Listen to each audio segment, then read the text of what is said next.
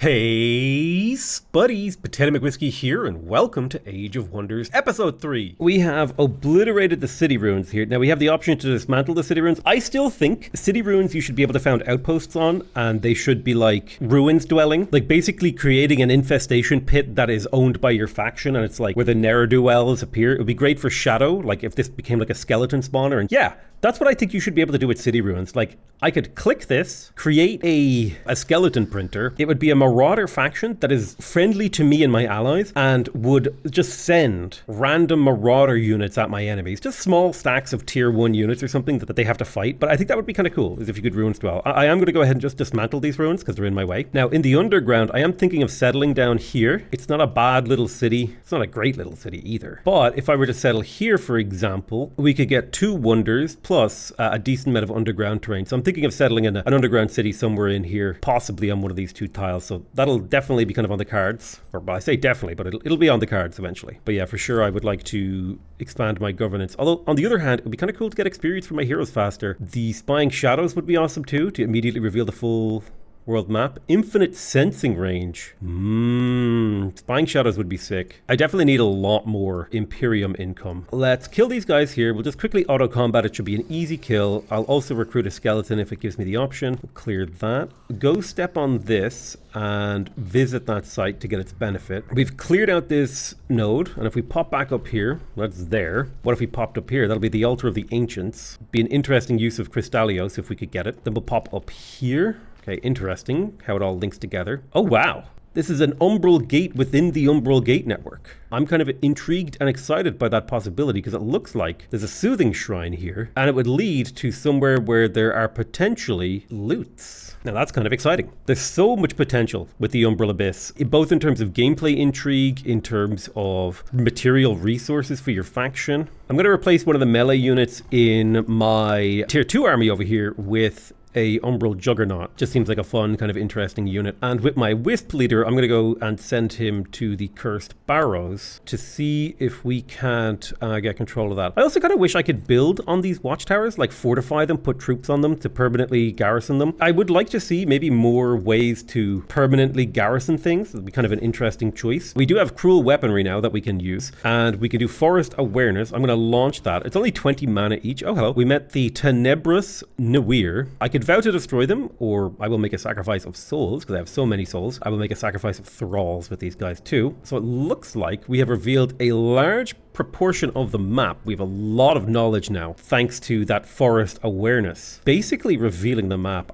There is part of me that wishes mangrove forests counted. I don't know if they do, but I can see almost everything, and we're going to gloom up the map a little here. The Evo Vech produced a building. The prison cells are coming next. Probably a good idea to get stone walls to protect it. Although, more than anything, I really need the construction building that we may already have. I don't remember. But I'm going to get some of these cheap buildings out of the way, like arcane battlements and the caltrop stash. So I'll get the the arcane battlements. It would be kind of cool if this building made like a mana. I'll do the caltrop stash as well. I'll keep you busy for a little while. Ooh, I do need to build the Doom Depth Trench and the Spelljammer in my capital. Yeah, we'll get around to it eventually. Stranglehold, got a couple of new buildings working on the Caltrop stash. You got the Interrogation Dungeon. My Palisade walls were built in the Sanctuary Outpost. We got some new things ready. I really want that ultimate ability, Spying Shadows. Ooh, gain 3 gold per unit tier of the units killed in combat. That's a great passive income from fighting. I will grab that, even though that'll push me slower on the getting Imperium for my things, because the gold will allow me to rush buildings, like for example in, I don't know, which city do I want to prioritize? Let's say I'm going to start pumping a little bit of my spare cash into Pitch Vec here, right? So if I hurry production in here, I get the mausoleum, then I can get to work on the estate hall, and that'll get me plus 30 income in here in the food department, meaning it'll start to grow a lot faster. Seems pretty worth it to me. Ooh, we finished the Eye of Restful Song, so I'll open up the hero screen and I will give that to my main hero. I'm going to take the Wand of Inversion and unequip it. I don't think it's a particularly good one, but I would consider this guy like basically fully built. I am missing, I think, a good chest item for him, but I'm like pretty happy with the setup that he has. We have yoinked the Ogre's Keep from him, which will lower the city's ability to withstand siege. We could pillage their province improvements, but I would much rather just raise the city. That's a little bit more fun for me. I'm going to take this hero and send him off underground with his own gang of units. I think we've done a pretty good job But no, a hero with 2 supporting stacks is good enough to take a city, in my opinion. I don't need all my heroes in the same place. Having them spread out a little bit is quite powerful and useful. All right, we've made it to the other side here. There is a soothing shrine here. It's pretty nice to get us a nice little heal. But we won't be able to do anything on that front until next turn. Build a little bit of a road to this tile. Gadoosh, that'll get us closer to that cursed barrow. I could set my arcane research. 1 more research cycle for my next tier of book. I could do treacherous reflection. That's a great spell. We got the wizard tower in Devo Vec. I think that should mean I can... I'm trying to remember what the thing I can do is. Something to do with heroes that are in my prison. Ah, yes, I can execute them. So I get all of their equipment. And also, I'm pretty sure I get extra mana from them being in my crypt. So into my crypt you go. This is an evil act, and these people will not like me when I execute their heroes. But you know what? I don't give a damn, because now I'm making a whole bunch of mana from them. My crypt is laden. Let's see, Rinna Wolfsong, I should sell her corpse. I should sell the people that actually have good equipment, because I can make use of it. What does being over your hero cap do? You cannot recruit more than your cap. Okay, fair. Yeah, I think most of these guys are fine. But yeah, I like having people in my crypt. Diavovec built the arcane battlements. I was going to build something. If I built the Black Palace, I could unlock catapult towers in combat. This would also give me +2 stability income per population, which would effectively be 30 stability for this town. I think it is a reasonable pickup. It does take a very long time for this thing to pay itself off. Before I do that though, I am going to go ahead and build the crypts. +2 mana per hero in the crypt, which is a really, really nice push here. I'm going to put that to the front of the queue and quick buy it. I'll put a little bit of money into building up my capital. It can actually annex another province, and I need to build a Doom Depth Trench because of the value it would provide. So the current income... Oh, it's nice that it does all the calculation for you. So I'd lose 5 food and 5 happiness if I did this, but I would gain 19 mana and 19 research.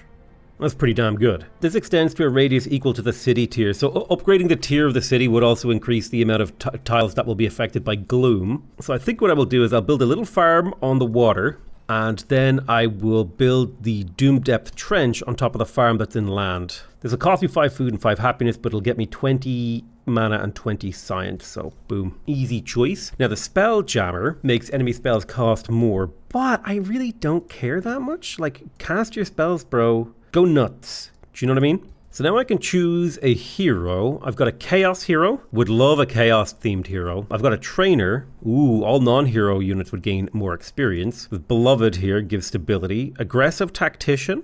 Start combat hastened. I've got a Cunning guy, a Ward Breaker. He can sunder the resistance. I've got an Ambusher, an Astral Adept. Pretty good astral affinity. This guy is stable, and this one is a provisioner, making my units cheaper. I think I'm gonna go, I like the idea of the trainer or the guy who feeds on chaos. I think I'm gonna go for the guy who feeds on chaos. So Sinrai is who I'm gonna recruit as part of my army. Now, how do I want to build this hero? What do I want to build him as? What is his goal? What is his purpose? What is he good at? Well, let's have a look at our potential spell setups that we have here. I think I would like another one of these guys that kind of teleports inside people's area inside their zone of safety and then does absolute chaos inside there. So I'm going to give this guy the Lance of Cleansing Flame, a regular old 1 armor helmet. I'll give him Hearty armor so that he's a little bit better defended. Give him a Dousing Signet so he has a bit of better fire resistance, because I think the fact that he's an Umbral Demon makes him weak to fire and spirit. Ooh, the Wall Break is a really good ability there. Wand of Inversion, Wand of Provocation. So that's fine. He's going to be like a Lance user. I'm going to modify his skills. Reckless Rage. Like it. Love it. Let's go ahead and reset his skills. Our choice is Reckless Rage, which I want for the Chaos points. So I will take that. He's going to be fighting in the thick of it. So I'll take Fighting and Defense, confirm. And then I'll take Fighting and Defense 2, confirm. Defense 3 plus Martial Expertise, confirm. He has 1 more skill point left. So I just made him do 30% more damage and take 40% less physical damage while having 20% more evasion to ranged attacks. Grim Executioner is a decent one. Cruel Weaponry could be interesting. I think I will give him Killing Momentum. It's a good skill, so if he gets a kill, he can attack again. So I have him set up as a get in their face, do a lot of damage. We've got a tier 4 Lance in his equipment. He should be doing a lot of damage, and he's going to be very, very hard to deal with. I would love to set him up with some kind of Void Spawn army. Let me have a look here. How much did these tier 3 piglets cost? 18 mana per turn is not so bad. And I would really like it if he had like a sort of set of umbral, terrible, manifested-y kind of creatures. I think that would suit his sort of play quite well. But for now, I will possibly set him up just to chill here for a few turns while I try to bill him. Well, you know what? We could give him a stack of Dark Knights. I kind of like that as an idea. Just this guy roaming around with a bunch of Dark Knights killing stuff. So that's probably what we'll do. So we can get Darth Meow Meow in my pool. Yeah, you know what? I don't need any Pantheon heroes. I'll walk this path. I would like to clear the Scorched Forge and the Howling Castle down here and start possibly exploring and building. Got a siege in Borton. Tell you what I will do. I'll put you here and then you'll enter. I have a little bit of a battle at the Scorched Forge for me. The fire shall be quenched. Production can be blocked in Stranglehold. We would get cooling vents. Alright, shouldn't be so hard, they're just magma spirits. Ooh, we are a little vulnerable to fire. I'm going to auto-combat this and see how it goes. Losing a single skeleton mage, tier 1, don't care that much. Let's see, resistant mail, not bad. Ooh, the Reaping Dragon Talon. Problem is I don't think I have a dragon. Debt will be paid in gold, or I can get alignment. Your debt will be paid in gold. Thank you very much, sir. Cash or credit. Oh, bring our ruler through. Pop them over here to visit this shrine. Pop you back here. These guys want to leave. I could enthrall it. I don't care about enthralling them. I'll just kill them. Auto combat, easy clap, no cap. Then we gotta go figure out what's going on down here in this nice little loot zone. I see an umbral nest down here. Possible opportunity to get some Fireforge stone. Looking forward to that. My hero's a little bit slow. I'm wondering if I can come up with a way to speed him up. Now, he can't wear shoes is the problem. Because his legs are made of tentacles. This is actually presenting me a little bit of a logistical problem because I need to figure out how to make him go faster. I'm going to pop into this Cursed Barrows. We will clear it. It is claimed by Chirona Whisperfiend, but she already doesn't like me, so don't care. That is 2 bone dragons with stirring skeletons and haunting coffins. Should not be a problem. Yeah, took damage, but did not die. 20 skulls, 48 gold. I will not be raising a skeleton polearm. So I can loot the Martial Kings, get 400 draft. I can get money, or I can get the Giant's Bane. I believe this is a tier 2 lance. Yes, it is. I'm just going to take the money. Love money. And then I will pop these guys back to my territory to hopefully heal up a little faster. Treacherous Reflection. Oh, nice. We finished Treacherous Reflection. I think we got tier 4 tomes now. So we can do the Tome of Astral Convergence, which gives us Arcane Surge on our heroes. Let's see. Astral Mirror, the Tome of Severing. Very, very cool. Tome of the Stormborn. Here's the Tome of Oblivion. We already have one of the spells in here, which is kind of neat. Tome of the Reaper is super good too. It's a siege project. I'll get 40 souls. I'll get 6 decaying zombies. All enemy units are soulbound and does 3 fortification. Oh wow. Target friendly city no longer gains any food. Gains 30 souls income and has minus 20 stability. Ooh. Summoning the Reaper is a tier 5 mythic. Very powerful. It has greater corpse consumption, which heals it and gives it 3 strength, as well as the Finger of Death. Very, very powerful unit. It also has Dark Rites. Every time an enemy unit dies, it heals 10 health and gains strengthened. Very powerful. Greater Reanimation is a fantastic way that you can sort of snowball from fighting by raising the dead. So natural sort of progressions for me are either the Tome of the Reaper or the Tome of Oblivion. Possible side progressions are things like the Toll of Astral Convergence. You get Arcane Maelstrom, Astral Attunement. Cascading Power is one of the most powerful spells in the game. Every time I cast a spell, an enemy unit will take 20 lightning damage at the start of their turn. And you can stack it up and stack it up. So the Tome of Astral Convergence is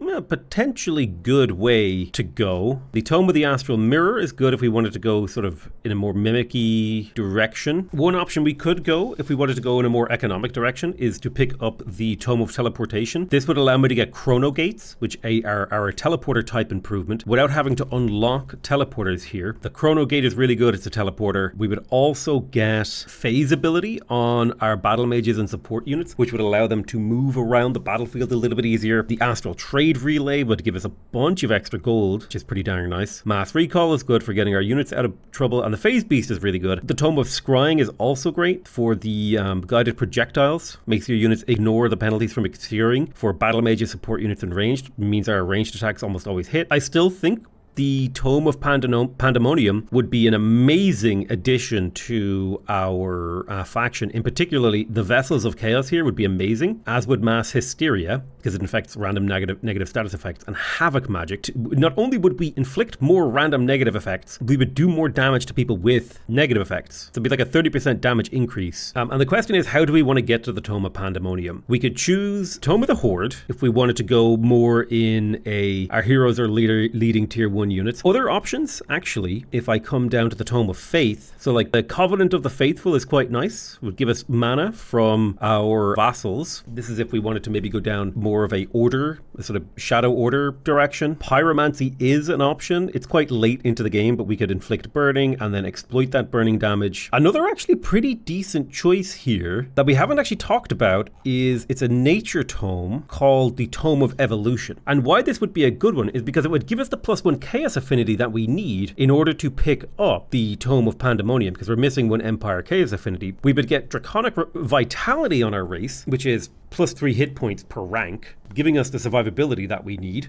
on all tiers of our units. That's the only real good benefit of this tome.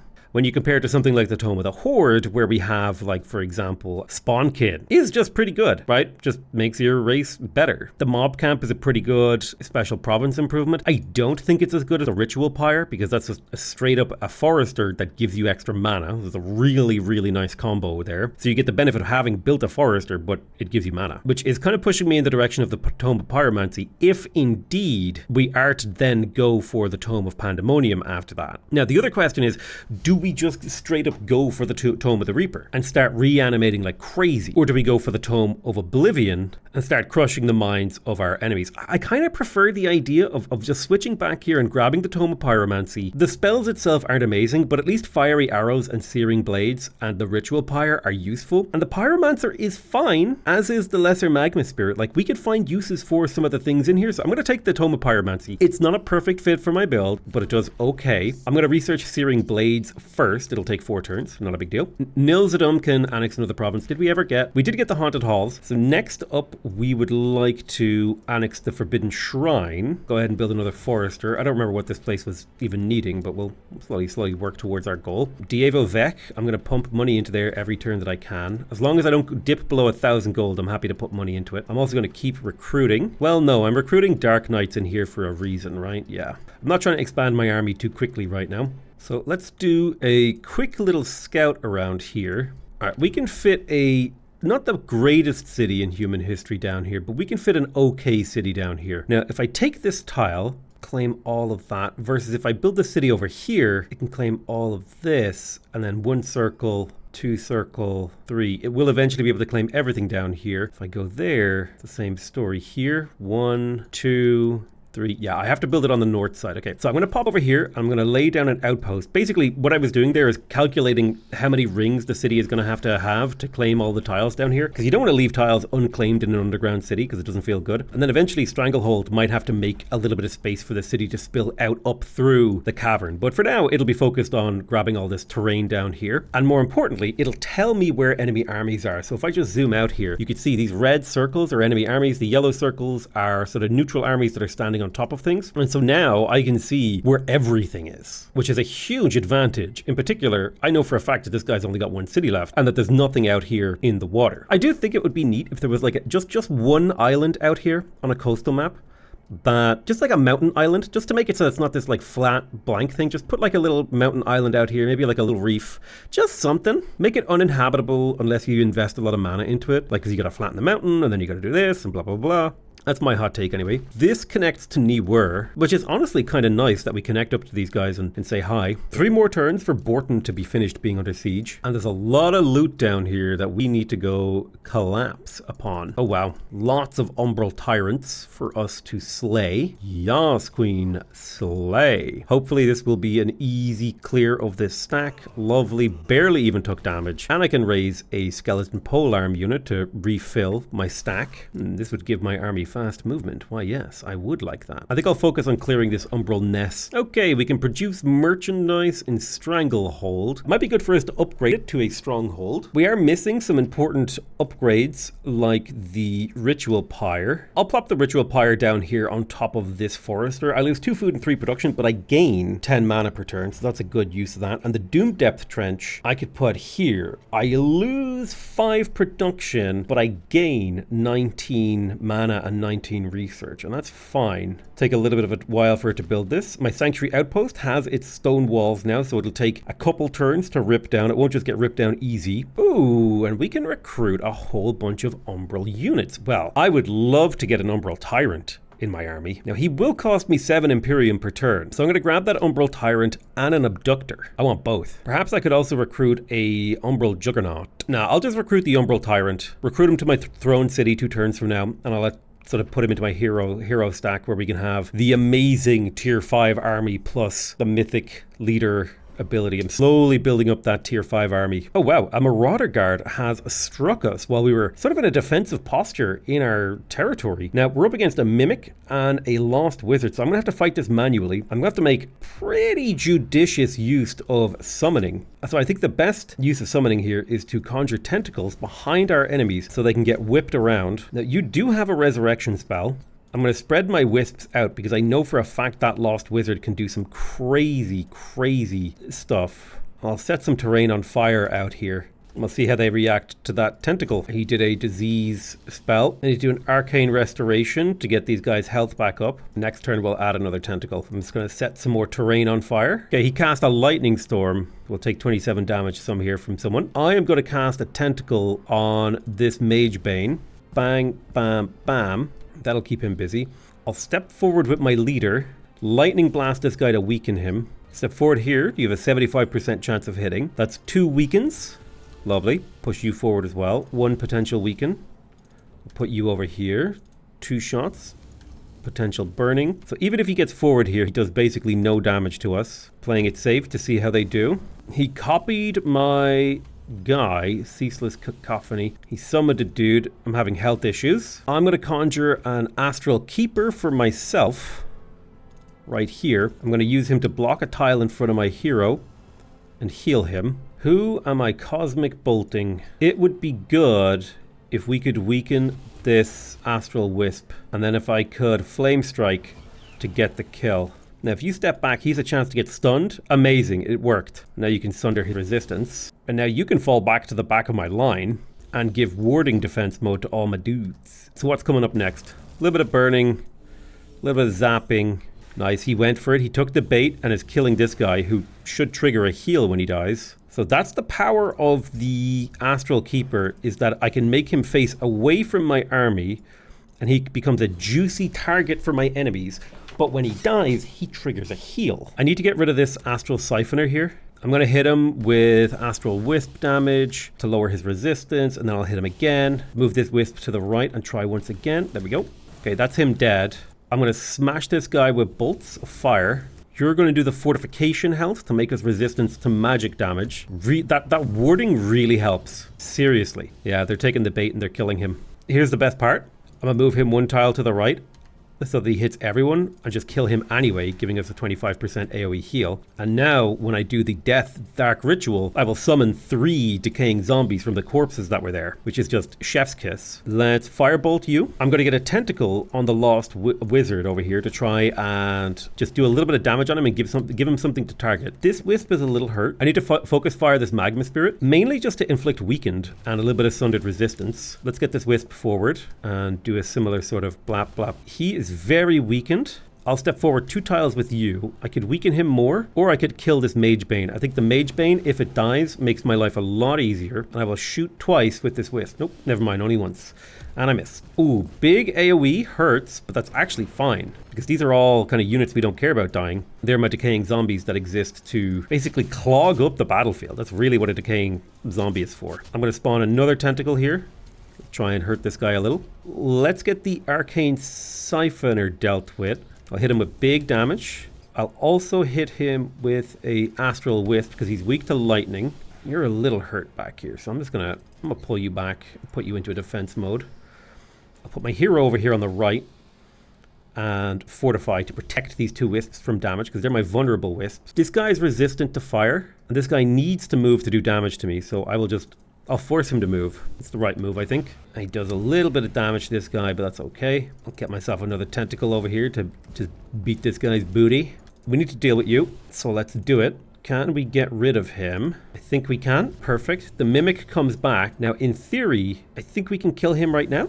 All right, there's a small chance I lose a unit still, depending on what this Lost Wizard does. Come on. Okay, but I have the Greater Resurrection spell, which will bring my Magma Spirit back to life with a decent amount of health to boot. I'll put a tentacle in front of him, so now no matter where he goes, he'll be in a zone of control. He literally has to run to the left to even just get out. And I'll start moving forward with my wisps to Shrek his resistance. These two wisps are a little bit too hurt, so I'm just gonna do a full-on retreat away, forcing him to use his lost tome if he wants to kill them. Okay, he phased to the left and still gets to do his full damage, but he is fumbling, which is nice. Another tentacle, spank, spank, spank. Step forward 2 tiles and blast, blast. Perfect. I would call that a pretty flawless battle. I did spend a lot of mana. I did basically get the same outcome that I would expect from the auto-resolve, but it was kind of fun to kind of manipulate that battle with a bunch of mid-low tier units. All right, let's explore the Howling Castle. This should be a really easy battle. 80% success chance on the astral check. Oh, we failed. Rip. I'll go ahead and auto-combat this. I shouldn't lose anything. It should be an easy clear. It's a bronze one. We can get gold. We can get the retaliating retort to the tier 3 lance. Ooh, we can get souls. Or we can give them, I think I just take money. I love money. It allows me to build up my economy. I'm a gold enjoyer. What of it? Oh, so Niwer, I could boost my allegiance. I will sacrifice some thralls. Perfect. I'll boost my allegiance with Kish as well by giving them some thralls. Shave a turn off. And Zavura may also have some thralls, so we're 3 turns away from their to their pact. Now, what are they giving me? Okay, they're giving me money, mana, and research. Damn. All right. Well, I think the thing I learned is I don't need to go through this Eldritch gate. Oh, wow. Interesting. They can claim tiles through the umbral thing, but I can't. Huh. That is extremely interesting. I would like to go annex the Slitherer's Den with my hero, mainly for the Imperium. So I'm going to grab this hero stack and start moving it that way. These army stacks I'll send a different direction to reinforce. I thought I would need more armies down here, but I was just wrong. Still got a lot of resources I need to clear out of this layer of existence, but we can get to work on it no problem if we begin by cleaning up this. Combat enchantment, things are on fire, that's fine. Oh, come on, you killed a skeleton mage? Come on, man. I'll raise a skeleton warrior to replace that. Ooh, nice rewards. I want to kill you as well, auto combat. We can attack this umbral nest, which I will, and I'll auto resolve it. As long as I only lose tier 1 skeletons, I'm willing to accept the auto resolve. Ooh, the loss of a constrictor or 2 is going to force me to fight that. 3 hours later. I don't remember where I was. I think I had to leave in like a hurry. And I don't remember what I was doing. I think I was in... Oh, right. This is that weird, crazy, difficult battle where I potentially lost units and stuff. Let me make a snake boy. Oh, wait, I thought I had beaten this. Did I forget to save after the battle? Oh, I might have. Whoops. Okay, yeah, I definitely forgot what I was doing. Oh my god. It was already like a day ago that I was playing. Dude, my memory has gotten worse as I got older. I'm gonna be real with you. Uh-oh, I'm booming. Didn't I do the Siege of Borton? Am I crazy? I don't remember. Let's hit up this Quicksilver Basin. We will visit it. We will make our way over here. Through the fire and flames, we will carry on. Kill these fools. Hopefully no losses. Hey, a skeleton mage. I'll take that loss. This is feeling very deja vu-y to me. I think I literally did this turn before. I just don't remember very well. But I don't remember clearing this umbral nest, that's for sure. Losing 2 tier 1 units, that's totally fine. I will take that loss. I can grab 2 more new ones to replace those losses. Ooh, the Corruptor of the Assassin.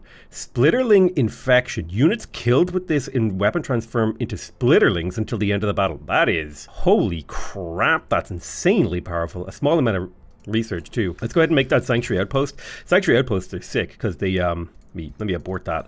They give you plus 10 gold, mana, and knowledge, so really, really good. And that'll get us a Fireforge stone. Then we have a choice of another Fireforge stone, or a Fireforge stone, or a Quicksilver Basin. I'll probably go for the Fireforge stone. I don't know if I want to take the Fireforge stone, but I will definitely take that Fireforge stone. Yeah, cool. Might be able to find... Ooh, another one of those lost book things is here. I do like that. I managed to reveal the entire map somehow. I think that was like the affinity thing. Dude, this game is crazy. I literally already forgotten everything I was doing. Okay, so we got a hero leveled up. This is Akri the Keeper. Now I think Akri has basically all of the only thing that they're missing is like Spur to Action, which is a great ability. Now they have Dark Ritual. I think I will take Summon Undead, summon that tier 3, because Akri is a support hero for sure. I am going to cast Constricting Focus. This will give my magic attacks have a 30% chance to inflict Constricted. This is going to increase our unit upkeep by about 40 mana per turn, but that is something I'm willing to expend, and I think it will make our units better. Cruel Weaponry is another one that I should totally get, as is Necrotic Magic. There's like a few of these that I need to get. Now that I have a lot of surplus mana, I think it's time to happen. I got the Eye of the Restful Song. I'm going to open up the hero screen. Oh, not this hero. I wanted all the heroes. So Phil Nitra the Cleric, I'm going to give Phil Nitra the Eye of Restful Song. I'm going to pop into here and I'm going to go to my blueprints and I'm going to start making another Eye of Restful Song, because I like this, right? You get a little bit of healing, you get a little bit of army stuff. Now, if I took the army experience away, I could probably make it faster, but you know, the Eye of Restful Song is what we're going to be making, giving it to all of our heroes, because it lets us level our units up, it lets us get around easier. I do want to check in on all the free cities. Oh, I can boost allegiance here. I will use Thralls or Souls. 85 Souls will do. Then I will pop in here. Zavura, Eldritch Pact in 4. Honestly, we probably don't need to boost it, but why not? Have a couple Thralls. Niwur, we're 14 turns away, so I will give them a little boost. There you go.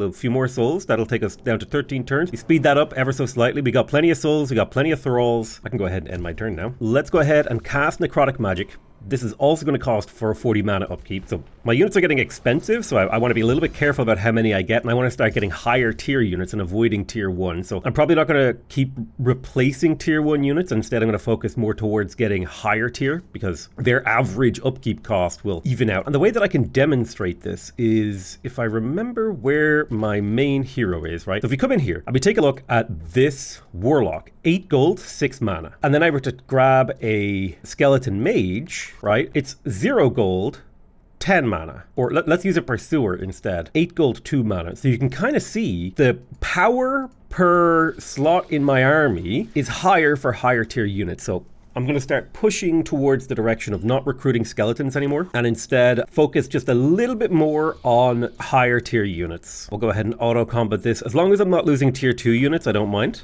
Cleared the battlefield. We also have to clear this. Difficult to get our stacks over there. We can make it happen though. Clear this. Forge Firestone, a quick auto combat. I'm kind of hoping that a couple of tier 1s die. Yeah, okay, a bunch of tier 1s died, which is honestly good for my economy. So I'm going to just accept that and not recruit them. Did get a warming ring, we'll take that. And this is so we can start trimming down our army with a view of recruiting more tier 2 and tier 3. So I'm going to queue up a Warlock and a Night Guard. I'll queue up another Warlock and another Night Guard over here. Nilzadum is also a tier 2 city. I don't remember where my 5th city is. Hold on. 1, 2, 3, 4. Did I make it underground? I have not yet made a 5th city. Got it. That was heroes I looked at. If we look at one of these Pursuers, 8 gold, 2 mana to upkeep versus 12 gold, 8 mana for a Warlock. So pound for pound, I feel like Warlocks are just better. So yeah, I think I'm just going to de-recruit a whole bunch of my my tier 1 units, especially if they have no experience. Maybe if they have experience, I'll be willing to keep them. Okay, we got the outpost down here. I will build a work camp because we want to attach the Scorched Forge. We probably want to destroy that city ruins. Let's go back up with you.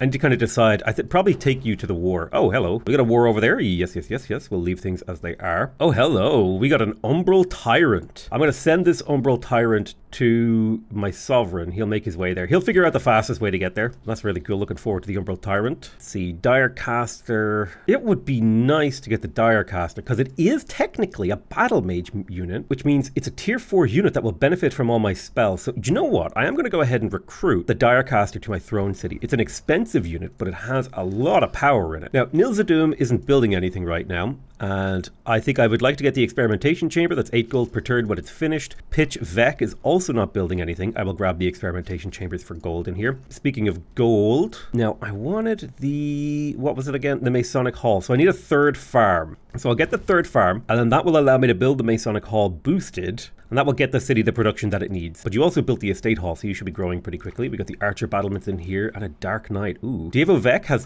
finished whatever it was building. I forget what it was. I'm going to go ahead and I need to be careful with my gold right now. I don't want a merchant guild in here, but I will build the academy because that's 20 knowledge per turn for a very small investment. And then I'll build the monolith. Stranglehold can annex another province. It's currently doing fine.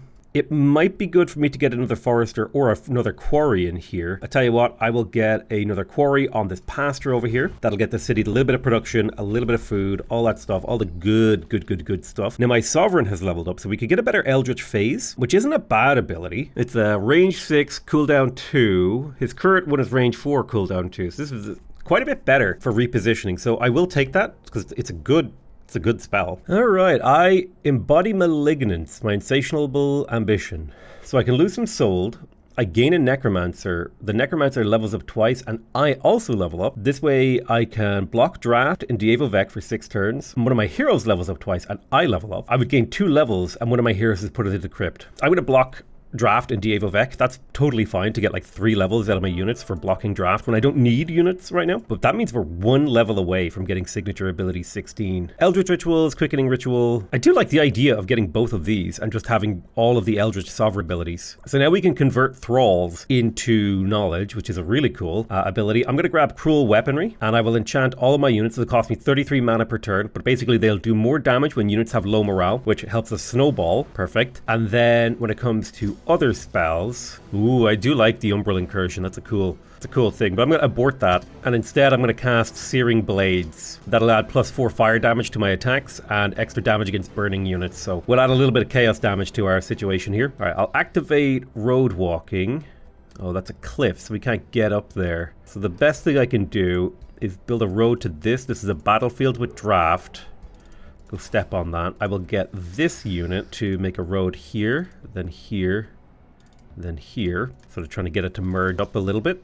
This is some discarded chitin that I would love to my grubby little tentacles on. Now we're up against a bone dragon and some astral stuff, so we'll kind of see how this goes auto combat wise. If I lose any units, I should fight it manually. Just a pursuer, I'll take that. No big deal. It's not a particularly strong or important unit for me. Yeah, I'm letting that army trim down slightly so I can build more tier 2 units. All right, the siege of Borton is over, which means the battle for Borton can begin. I'm going to fight the auto combat, and if I get a good enough result, I'll skip it. But if I don't, ooh, that's a lot of tier 2 units I just lost. I'm not going to accept that. I'm going to retry this and fight it manually. No way am I taking that. Hell no. Analyzing the situation here, most of the enemy army is over here on the right. Very little power is like locked up in these catapult towers, so I think just a couple like low tier units, like a pursuer and a, what do you call it, could probably deal with this. Like if I step forward 2 tiles, this guy can hit it. So I think three units here should have no trouble dealing with these. They practically can't miss them. Bam, bam.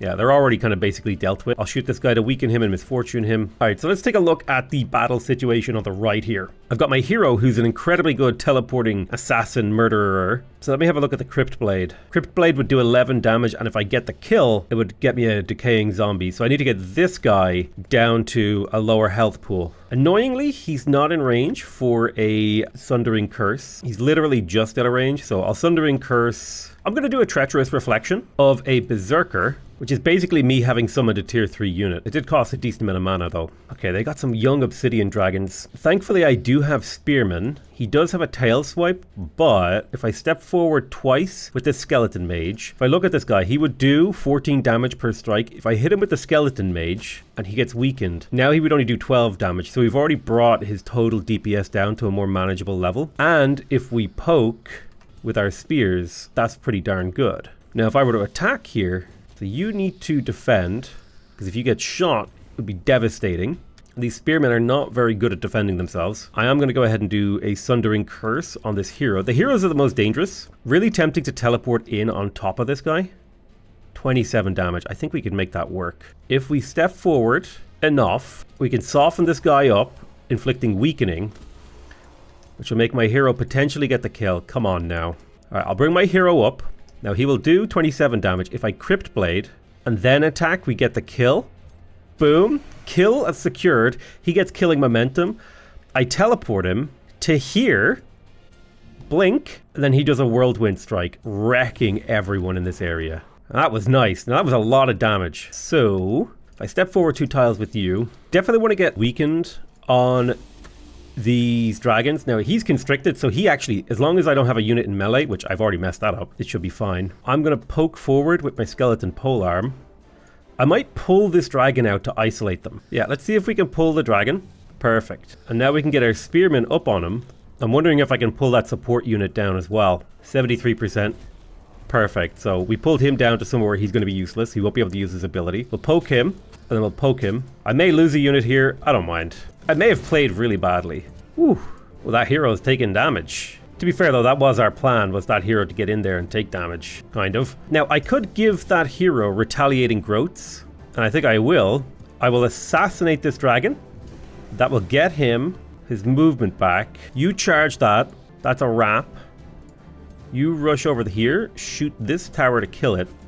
Bum, bum, bum. You step up here, 85%. Blop, blop. 1, 2. You step up, get that kill too. Alright, I really need to soften this dragon up. Hoping to get a few weakened on him. So I'll step my skeleton mage back left 2 tiles because I want to soften him up even more. So we don't take too much in the way of counterattack damage. Bam, bam. Dragon down. Okay. Now this dragon over here, we're going to weaken him. Boom, boom, boom. Which will set us up for a really nice poke with these 2 spears. Poke, poke, poke. That's him dead. And then you're going to get up into this archer's face to stab him and put him into your zone of control so he can't do anything while he's in your zone. I'm going to pull my warlock back a single tile. I'm going to use this shock unit to break this guy's retaliation, which will allow me to get my berserker out and break the retaliation of this guy in the back, which will allow me to get my constrictor out to save it. It's a bit more of an expensive unit. Then I will hit him in the back again with a flanking unit. Boom. Then I'll kill him with a warlock. I'll Sundering Curse. I will charge strike these archers to kill 2 of their models, making them weaker. Bam. These spearmen would actually do pretty good poking this guy in the back. I could also control this unit. Is his healer ready to go? Can't use ability for 2 turns. Can't use ability for 2 turns. Okay, so he's already used all of his spells. So the only thing he can do is poke us with like a pretty weak poison attack, which tells me we're going to come up here and poka right in the boca. I will weaken this hero with a Sundering Curse, so that'll make them easier to kill and make them weaker. And I think we basically set things up. This guy's retaliating tentacles should help. Oh, now that's a big charge. Okay, he went into retaliation mode, which I'm fine with, because I need to cycle out some of my tier 1 units anyway. So if I lose some tier 1s, I'm okay with that. It's the tier 2s that I want to keep. All right, I'm going to get this kill with you. Easy. You'll get your action point back for killing momentum, and then you can turn around. I do want to soften this guy up. He's a little weak to do this with, but if I step forward 2 tiles with you, we'll inflict weakened on him, and now we'll be able to do more damage. Perfect. I'll move you up, and you're going to move up as well, and you're going to move up. We should be able to cause this guy to flee with just a couple attacks, especially from the flank. Yeah, he's now fleeing. Hit this guy in the back. Big damage. Come forward and poke. Poka, poka, and then zappa, zappa. We got a whole bunch of people fleeing. The only guy who isn't fleeing is you. So I'm going to go for a back attack. Bonk. And now the enemies are all fleeing. Perfect. Maybe not a perfect play, but I probably only lost a couple of units there. Yeah, I'd say that's better. It's a good bit better.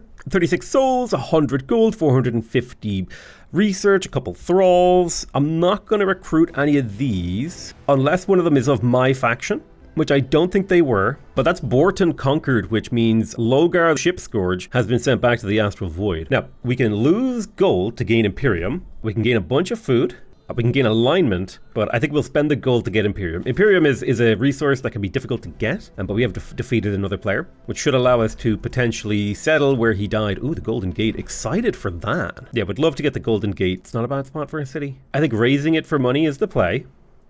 Boom. Now, what is our next move?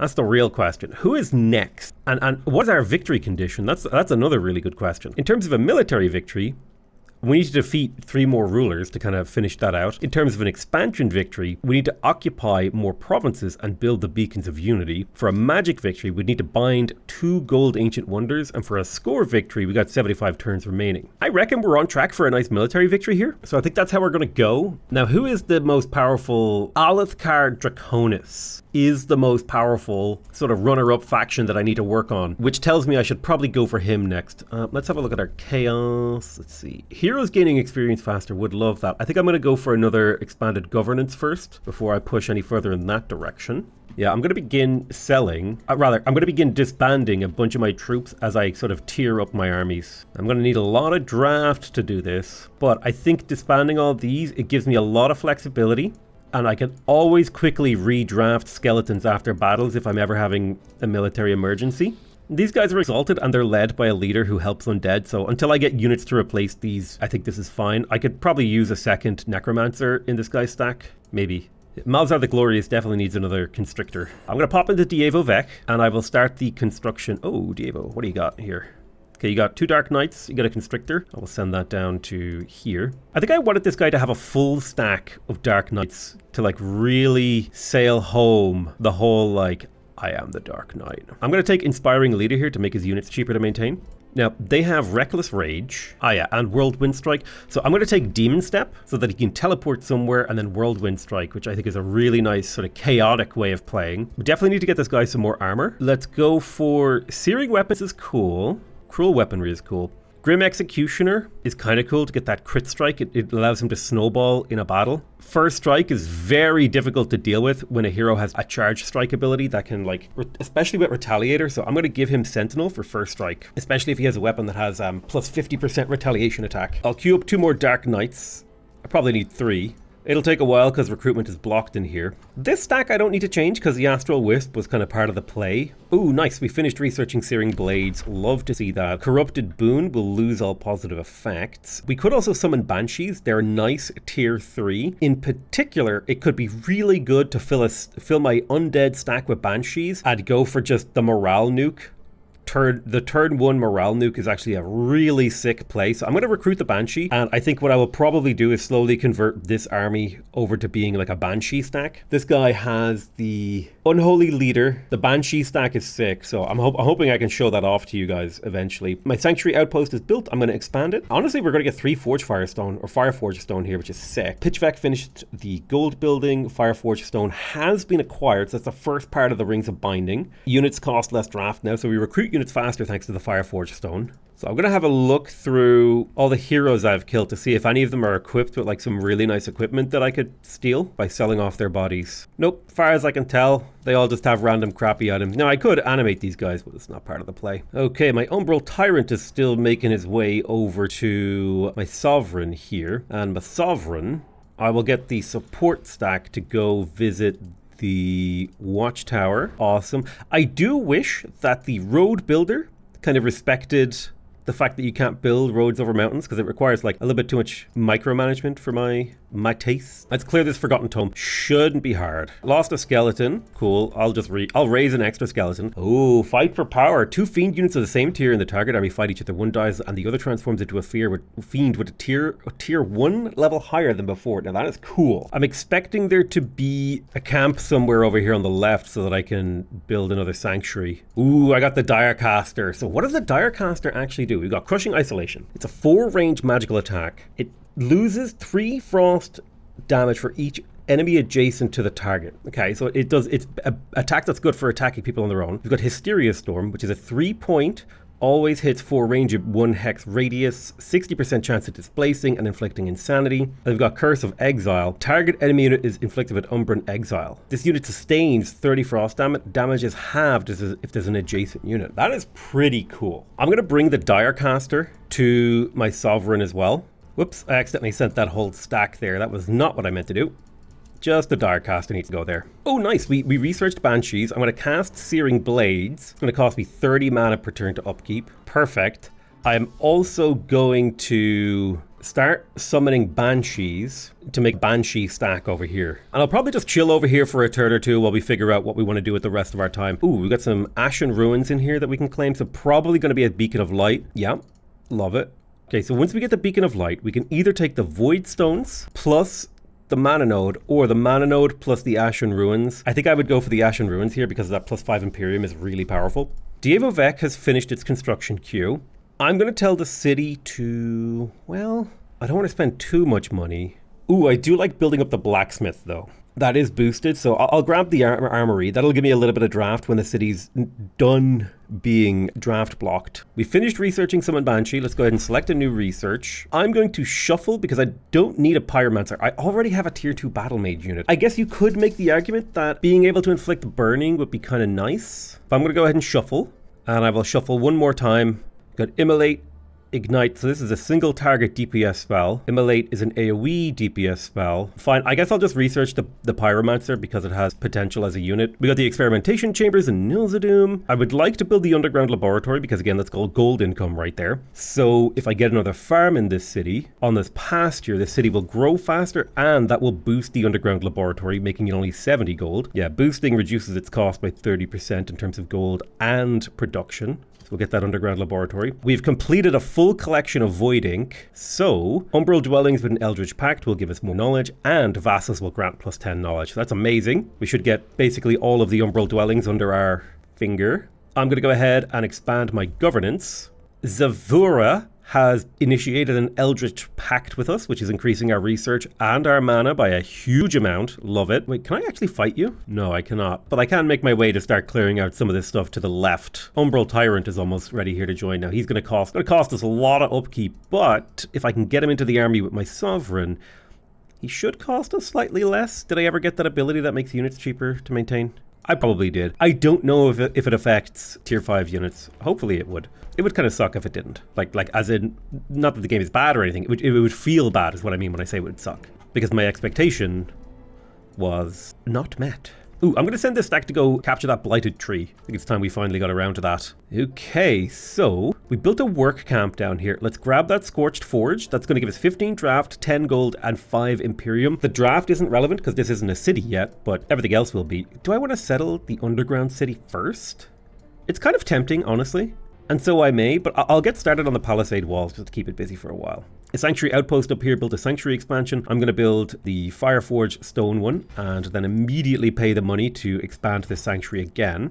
We're ready to summon a Banshee. Now I wanted to summon this around one of my other heroes, the undead guy, so I'll start deleting the others. Now, this is a truly magic origin unit. It does not have a faction, so it is not immune to the Umbral, so it has to be in a thing. However, having a stack of Banshees teleport onto you and immediately wail, lowering all of your damage by 50% and lowering your morale by 40% will be insane. So I'm looking forward to getting that stack going. I'll probably do like 4 Banshees plus a Necromancer because he has the Raise Undead ability. It'll allow me, like, if I expect maybe I'll lose a Banshee every battle, I have a chance to rebuild the Banshee, then I don't have to resummon it. I think it's a little bit more cost efficient that way to have a Necromancer in the army. Plus they have the Strength and Undead ability, which can make your unit do more damage. So I think, given the fact that the Necromancer can do a lot here, while and Phil Nitra, the cleric, will do a lot of work from the back line as well. And the great thing about Banshees is they are melee mages, so they're actually allowed to use their ranged attack in melee. It's crazy. Very, very powerful morale bomb we can do. Oh, we built another Eye of Restful Song. I am going to add that. You may have the Eye of Restful Song, and then I will confirm that. Ooh, I accidentally took the Crypt Blade off you. Whoops. Let me go ahead and create another Eye of Restful Song. Okay, so I ran out of Binding Essence, so I need to make more. Let's look at our head items. Okay, I'm going to delete this. A Warding Helmet. I mean, these are cool items, but I don't think they do enough, so I will just delete them. The Hardy Chestplate is pretty good. The Enchanted Mail is not good enough in my opinion. Anything leg armory I can just get rid of because my people don't wear leg armor. I don't need a Weeding Staff. I don't need a Staff of Decay. I don't need a Sharpened Flamebringer. Honestly, I think most tier 2 weapons can go. Although the Punisher's Halberd is kind of interesting. Like if I try to recreate the Punisher's Halberd, okay, it has first strike, 2 retaliation attacks. So let's try to recreate that just for the sake of having a little fun here. So right now, as it stands, it's a polearm. So I would need another Hasteberry to get the extra retaliation. Then I would need 2 focus crystals to get the retaliation bonus, you know? Do like Whirlwind. Whirlwind is awesome, as is Power Cleave. Oh right, oops, I forgot to actually start crafting the other item. Blah, blah, blah, blah, blah. Blah, blah, blah, blah, blah, blah, blah. Righty-o, let's go ahead and cast a new Banshee. I'm going to delete the Skeleton Battle Mage. I mean, I feel bad to get rid of this Bone Horror. I don't want to. and so I won't, but I will get rid of the Umbral Juggernaut when I recruit another Banshee. But yeah, I'll probably do like Phil Knight with the Cleric has a Bone Horror, 3 Banshees, and a Necromancer, because the Bone Horror has just so much health, it's just like really difficult to deal with. And then you add to the fact that it consumes corpses for health, it becomes a little crazy. Righty-o. Oh wow, what is this? An Infernal Juggernaut. Now that is a cool animal. Holy crap. Infernal Stomp, Charge Strike, that's a cool animal. I'm really excited to try out. I would love to do another playthrough, perhaps. Ooh, wait, I want to get my Umbral Lord into the armies. Alright, so if I auto-combat this, I lose a Warlock. I would rather not lose a Warlock, so I'm going to go ahead and fight this manually. So we've got some tier 1 units and a Direcaster over here. I really do think the best way to deal with a Direcaster is to just like slap a tentacle down beside him and distract him. I'm going to constrict the Archer to, disable it and keep it busy. My Eldritch Lord, I could do the Necro Hex on these 4 units, which will make it so that when they die, they will spawn units for me. With my Lost Wizard, I'm going to cast the Forbidden Tome, and I got Mass Plague, which will make it way easier to get those kills, because now they're diseased. I'll rush forward with my terrible little Splitterling. I'm going to bring this Constrictor back. Oh, no. I'm going to bring this Constrictor back, but not retreat them, because I don't want to take the morale penalty of retreating. How far forward can you come? Okay, yes, so if I put you here and fortify you, he can rush forward and charge stomp you, but that's fine. And then I want you here to control the doggos, and then I'll rush these Splitterlings forward because they're not particularly useful. So what do you do? Tyrant's Assault. Target a friendly unit with Tyrant's Mark. Spread Umbral Taint. Ooh. Tyrant's Mark. Tyrant's Mark gives a unit hastened. Oh, why don't you Tyrant's Mark this mage unit? The idea is you Tyrant's Mark a unit, and then they rush forward, and then you Tyrant's Assault. I see. Ah. Now that is cool, because it wants to do this. Damn. Okay. Umbral Tyrants are crazy strong. I had no idea how strong they are, and now I do, and now I live in awe of the Umbral Tyrant, dude. That is a terrifying unit. Now that I understand how it works, oh my goodness. Ooh, he came at us. That's okay. You're killing the tentacle, which is to be expected. He rushes forward and pokes us. Yep, that's to be expected. Oh, we got the constriction. The weakened fires. Now, I could attack him, or I could Tyrant's Mark my Spearman, and then if I do the Tyrant's Oppression, Tyrant's Assault rather, he just does a big AoE nuke spreading Void, and this Void goop hurts morale. That's crazy, crazy good. Now, something I definitely want to do is I want to Weakening Curse this guy, and then we'll poke him down, and that'll be a wrap for him. Then I want to weaken this doggo and get behind him with my little splitter dudes. They will weaken and shred. We should be able to get the kill here. Perfecto, perfecto, perfecto. With my leader... Actually, sorry, I'm going to spawn another tentacle here because it's a great way to just get rid of an archer. My leader, Desperate Anguish, will bounce to 2 people and potentially stun. Awesome. So now they're practically fleeing. Rightio. We'll have you fortify, and then we shall see what the next turn holds. I may have just ended my turn too soon because I wasn't paying attention. It's not the end of the world. We can figure it out. Lost Wizard, why don't you go ahead and use the Forbidden Tome. Ooh, Mass Plague. I do like Mass Plague. Pop that in there. I will Enrapturing Dominate this Arbalest, who I will then... Okay, yeah, perfect. He did the thing that I wanted him to do. You will do a Sundering Curse, and then I will get my person to grab, yoink, yoink, kill you with their tentacles. And then I get a Decaying Zombie, which is amazing. I think we can pretty much auto-resolve this from here. I will Tyrant's Mark you. Why are you so slow? Oh... I didn't realize you got super slowed. Oh well, I'm just gonna hit the auto-resolve button. Perfect. All done. Saved me a few clicks, and we got ourselves a, ooh, now there's an interesting one. I could get an Arbalest. Oh, that's right, I dominated them. I'm gonna skip that because that would cost me a lot of mana. Ooh, we have 100 gold and a Lance of Provocation. Suggestion to the developers, it'd be nice if there was like a little button I could click here. It's like, you know what? This weapon doesn't look very good. Click, recycle it. That'd be a useful thing as a whole.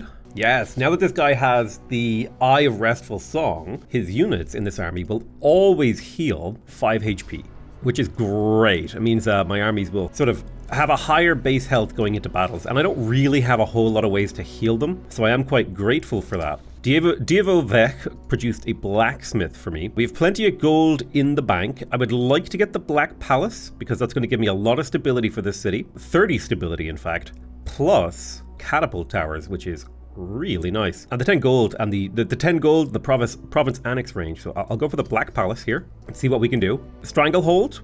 I'm going to upgrade to a stronghold as well because I like the idea of that. I may, however, build a storehouse first to grow the city, and then I'll get the stronghold. Pitchvec can annex another province, and we're still kind of in the process of trying to build up this shipyard thing. We are finishing the Masonic Hall, but I will get the underground laboratory for the gold income and the shipyard for the gold income, and then I will probably leave it there for that city, with the exception of perhaps another farm on a nice mana node for a little bit of extra money. Oh well, there's an infestation down here. They really need to deal with that. Oh, be. We're doing a little moving and schmoozing and living and loving.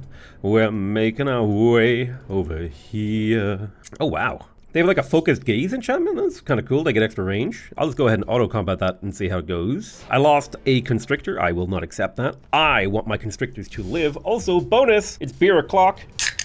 Oh yeah, well, it's actually just soda, but you know. Mr. Lost Wizard, please go ahead and cast your Forgotten Tome. Ooh, Mass Plague. I am quite partial to the Mass Plague ability. You're now diseased. I don't know why this gremlin spawned or moved or whatever. Ooh, Frost Hex. So they have 1 Hex, sustained damage, and they have a 20% chance of becoming frozen whenever they're damaged. I can hit 4 units with the Frost Hex right there, boom. And then there is a spell that I could cast to be annoying. We do a little Ice Shackles, kaboom, slowed, ooh, they got frozen. Now that is perfect. Now, with my Umbral Tyrant, I'm going to do a Tyrant's Mark on one of my Splitterlings. I'm going to send him forward to attack, and then I will do a Tyrant's Assault to detonate him and kill that thing, also creating a bunch of Umbralness. Now that is cool. Oh man, I want this guy as a hero. That is sick as hell. This Skeleton Polearm, I'm just going to pull him back and fortify because I don't want to lose him. You're going to pull back and heal because you died in the auto-resolve. We'll shove this Splitterling at the enemy before we just kind of charge blindly forward. I don't think we need to do much in the way of actual strategery here. We outnumber them. Our units are better. Oh, they killed my guy. Good grief. Let's go ahead and put the Tyrant's Mark on you. Now, did you guys line up in a particular way? Nope. But we still can pop you forward and then do a Tyrant's Mark. Blah, blam. We need to deal with this elephant, the elephant in the room, so to speak. Now, if I were to teleport somewhere, we could get a good angle of attack with my Lost Visward. We definitely want to do a Sundering Hex on him. Ooh. So he sundered his thing, and now he's frozen, and he's going to take big damage. Bam, bam. Cosmic. Give him the old stab. That's a wrap. Frozen Hex on you. And a little schlap here. Perfect. This is a Pursuer. Run forward, shoot the Pingling. You run forward, and you run forward. These guys are all standing together. Defense moding, protecting him. Now, my little Polearm will come forward here and stab this guy. Boom. Constricted. Can't go anywhere. Get destroyed. I will phase forward with my Eldritch Lord and then bop this guy in the face with my Mind Relic, and then I'll spawn a tentacle here to be extra annoying and try to constrict this guy. Oh, he got constricted. Amazing. Constriction prevents them from moving and deals 10 damage at the end of their turn. Go ahead and boop this guy in the head with your Mind Relic again. Lost Wizard. Tyrant's Mark the Lost Wizard. So what kind of range do you have on this 8 range? Move you forward a tile? I should probably just move him up adjacent and see if he can hit him. Nope. So we will sidle on forward with my little Eldritch Lord. I will cast a Forbidden Tome. Ooh, a heal. Yeah. Give a little healing right there. Skadoosh. Constrictor. Get this guy in the flank. Bloop. Bloop. And then bloop. Let's make sure we weaken this guy so that the follow-up attacks with Cold the Weak are better. 1 stab. 2 stabs. And then a tentacle. Bloop, bloop, bloop. Bloop, bloop, bloop, bloop, bloop, bloop. Bloop, bloop, bloop, bloop, bloop, bloop. I think this should be a very clear and easy win at this point. This Constrictor, why don't you yeet him closer? Ah, the enemy is fleeing the field. Perfect. Easy Katka. Okay, 100 production, Smasher of the Eternal Slaying. It's a charging strike plus provoke. Ooh, kills elemental. Pretty good item. Again, probably not the kind of thing that I would want, so I would maybe decide to recycle it into item juice. Grinding up those items into juice. Lovely, delicious. Delicious item juice. Okay, so we got this guy, and we're going to go for the blighted tree. Let's explore it.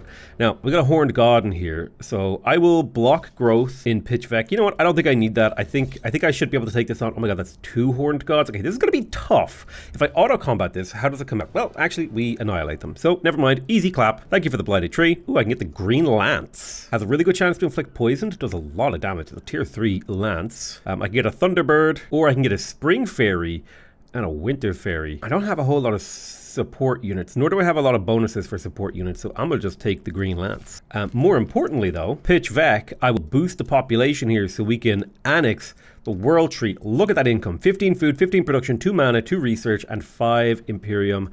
Well, that will pay itself off very, very quickly. Let's go ahead and summon another Banshee on top of this guy. I don't really have a use for this Umbral Juggernaut, so I'm just going to go ahead and sell him. I'll put the Banshee in the stack, and now we can think about, like, we can honestly reanimate the city, and it won't cost us influence. It's not a terrible city spot. We get the money from raising. We only use cheap souls. Let's do it. I'm going to send this stack to go try and clear the Golden Gate with the undead. Hopefully that works out for me.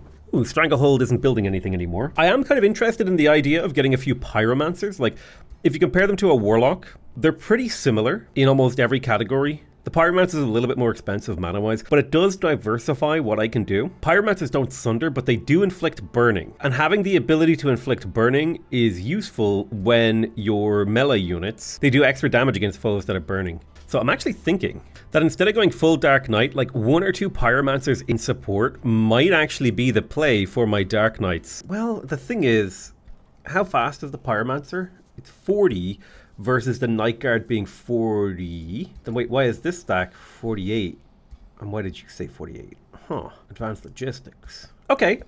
So it wouldn't affect the movement speed of the stack. So I tell you what I will do. I will still recruit 1 Dark Knight, but I will get myself 2 pyromancers to add to this stack, because I like the idea of having a bit of a flame on theme. It would be nice if when I was zoomed out here, like this Forbidden Shrine had like just a little bit of a signifier that I've already claimed it. There's like a little tick here. I wish it was just a little more obvious that like maybe the border would show my thing.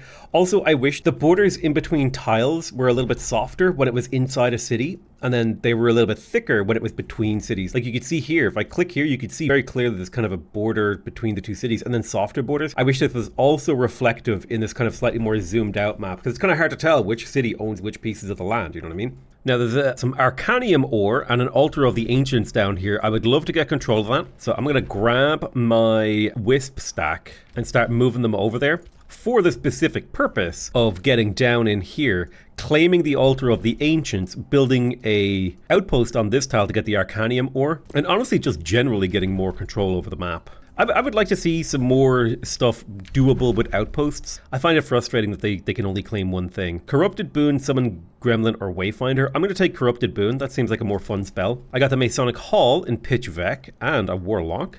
Sanctuary Outpost, built a Sanctuary Expansion. Oh, cannot claim in an uninhabitable province. Right, okay. Interesting. Did not know that they were uninhabitable. We do now have 3 Fireforge stones, which means we've unlocked all of the infusions to do with that. Ooh, so I could learn Ignite, I could learn Ice Coffin, or I could learn Condemnation.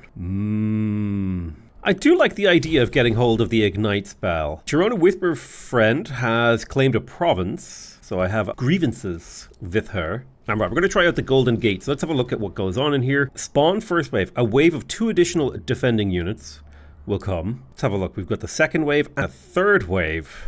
So I can spend some mana to get resistant attackers. So get bolstered resistance, +1 resistance, and strengthened. So basically, my units are stronger.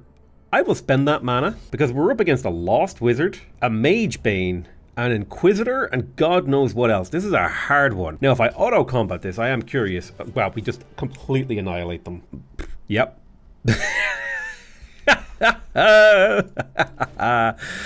Oh, we can gain the hero item, the Anathema. It is a tier 4 primary doing physical and spirit damage. It's a charge attack, so it is a 2-handed sword. Grants a chance of killing magic origin creatures instantly. It increases on targets with lower health. That is insane. You can loot the Golden Gate for 1,000 gold or get a whole bunch of Imperium. I love the idea of getting a whole bunch of Imperium. So the Golden Gate has now been claimed. It is going to be incredibly valuable. Once we actually have the city in here, I'll probably try to boost the city like boop boop so we can claim over there. Okay, let's merge up another tier 5 into my leader's army. We took out a constrictor. I want to get the tier 4 battle mage in there, so I'll pull out another warlock and then stick in this penguin. Perfect, doing a little army rearrange here. I will go ahead and slay this little baby skeleton because I don't need him anymore. Our armies have merged and we can go ahead and clear this Arcanium ore. I fully expect us to be able to completely annihilate this, even with the loss of a unit. I don't really care. It's like, come on now. Get the hell out of here. So I'm a little bit confused as to how those lands work, why there's resources there that you can't claim. It's a little bit confusing, but I'm just going to go and feed some thralls to my future friends. And I'm going to cast some Dark Knowledge rituals to get some new spell books. Ooh, tome library time. So one more tome until we can get the Tome of the Eternal Lord. We gotta pick a good one. Now I think we kind of talked a little bit about this. I don't think the Tome of the Dreadnought is particularly great here for me. But the Tome of Pandemonium fits really well. You know, we've got Havoc Magic, which gives a 60% chance of inflicting random negative status effects. Mass Hysteria, which inflicts random negative status effects on all units in a radius. The Chaos Eater is a tier 4 summon. Very, very powerful sort of melee mage that can do a lot of damage. So I believe each Chaos Bolt does 8 damage plus 8 random other damage. And it has built-in Havoc Magic. And then this unit can consume Chaos to heal itself to get rid of all the negative effects. And then we've got the Minor Racial Transformation, which would give us a 10% damage boost for each of the target's negative status effects, so that'd be up to 3 times. So I feel like the Tome of Pandemonium fits really, really well here. There is room for the Tome of Souls, but I'm gonna go Pandemonium. I feel like that fits with my just completely, like, getting hit by my troops completely obliterates your mind and your body. You're like being warped by our very touch. I kind of want all 3 of these spells, so I'm gonna lock in Vessels of Chaos and then go for Havoc Magic so that I can at least get 2 of them, because I don't think you can only lock 1 spell if I recall correctly. So there's Corrupted Boon. This will cause enemies to lose all their positive status effects. We already chose our research. We got 4 cycles until we hit the highest tier possible. Nizadum built an underground laboratory, which is awesome. I will get the estate hall so that we can grow this city a little bit faster, although I think I should probably get the workshop because it's a 2-turn build, and then I'll probably get the stonemason after that to get the production up in here. We got the palisade walls down here. I will build the walls, the stone walls. One of my heroes leveled up. It's Phil Knight with a cleric. Now this was a support hero who has almost all of the support hero abilities, so I can start building them. It would be nice to head up to get Weaver, which would allow you to refresh all your ability cooldowns and your once per combat abilities, which would include these things. Now they're only level 10, so I think I will work my way down towards Weaver, and sort of on that path here is to pick up Channel Power, which will allow my magical attacks to it'll just make my magical attacks do more damage, which could be useful for Shock or Dark Ritual depending on which one I'm using. I hope that's how that works. Sometimes it's confusing about what actually counts as a magic attack. You would think that it's just like it does magic damage, it's a magical attack, but I think the game is a little bit squirrely and weird about that. Right, so let's have a look at what potential things here. Now, tributaries would be great for extra gold income because we have technically, I think, some vassals. So if I were to grab this, we do in fact get a small boost in our gold income. It's not a huge amount, but it is an amount. An amount of gold is given to us from our vassal. I think it would be a really good call for us to get the teleporter infrastructure ability here so that we could actually start building teleporters to link our empire up. If I hover over this now, this costs 10 mana to upkeep. But if I take teleporter infrastructure and then eventually I get my hands on teleportation mastery, it means that units will be restored to 50% of to full hit points and regain half of their movement points after they use a teleporter if they have not yet regained any move points this turn. And more importantly, the teleporters will grant mana income. So this basically makes teleporters sort of really powerful. So I'm going to replace the farm right adjacent to Dievo Vec with a teleporter. Perhaps I should put it here so that I link up my infrastructure with these 2 potential things. Yeah, I think I will. That way I'm connected to the Eldritch Abyss and the underground with my teleporting network. And then in Stranglehold, I want to build a teleporter in here. And probably a similar idea,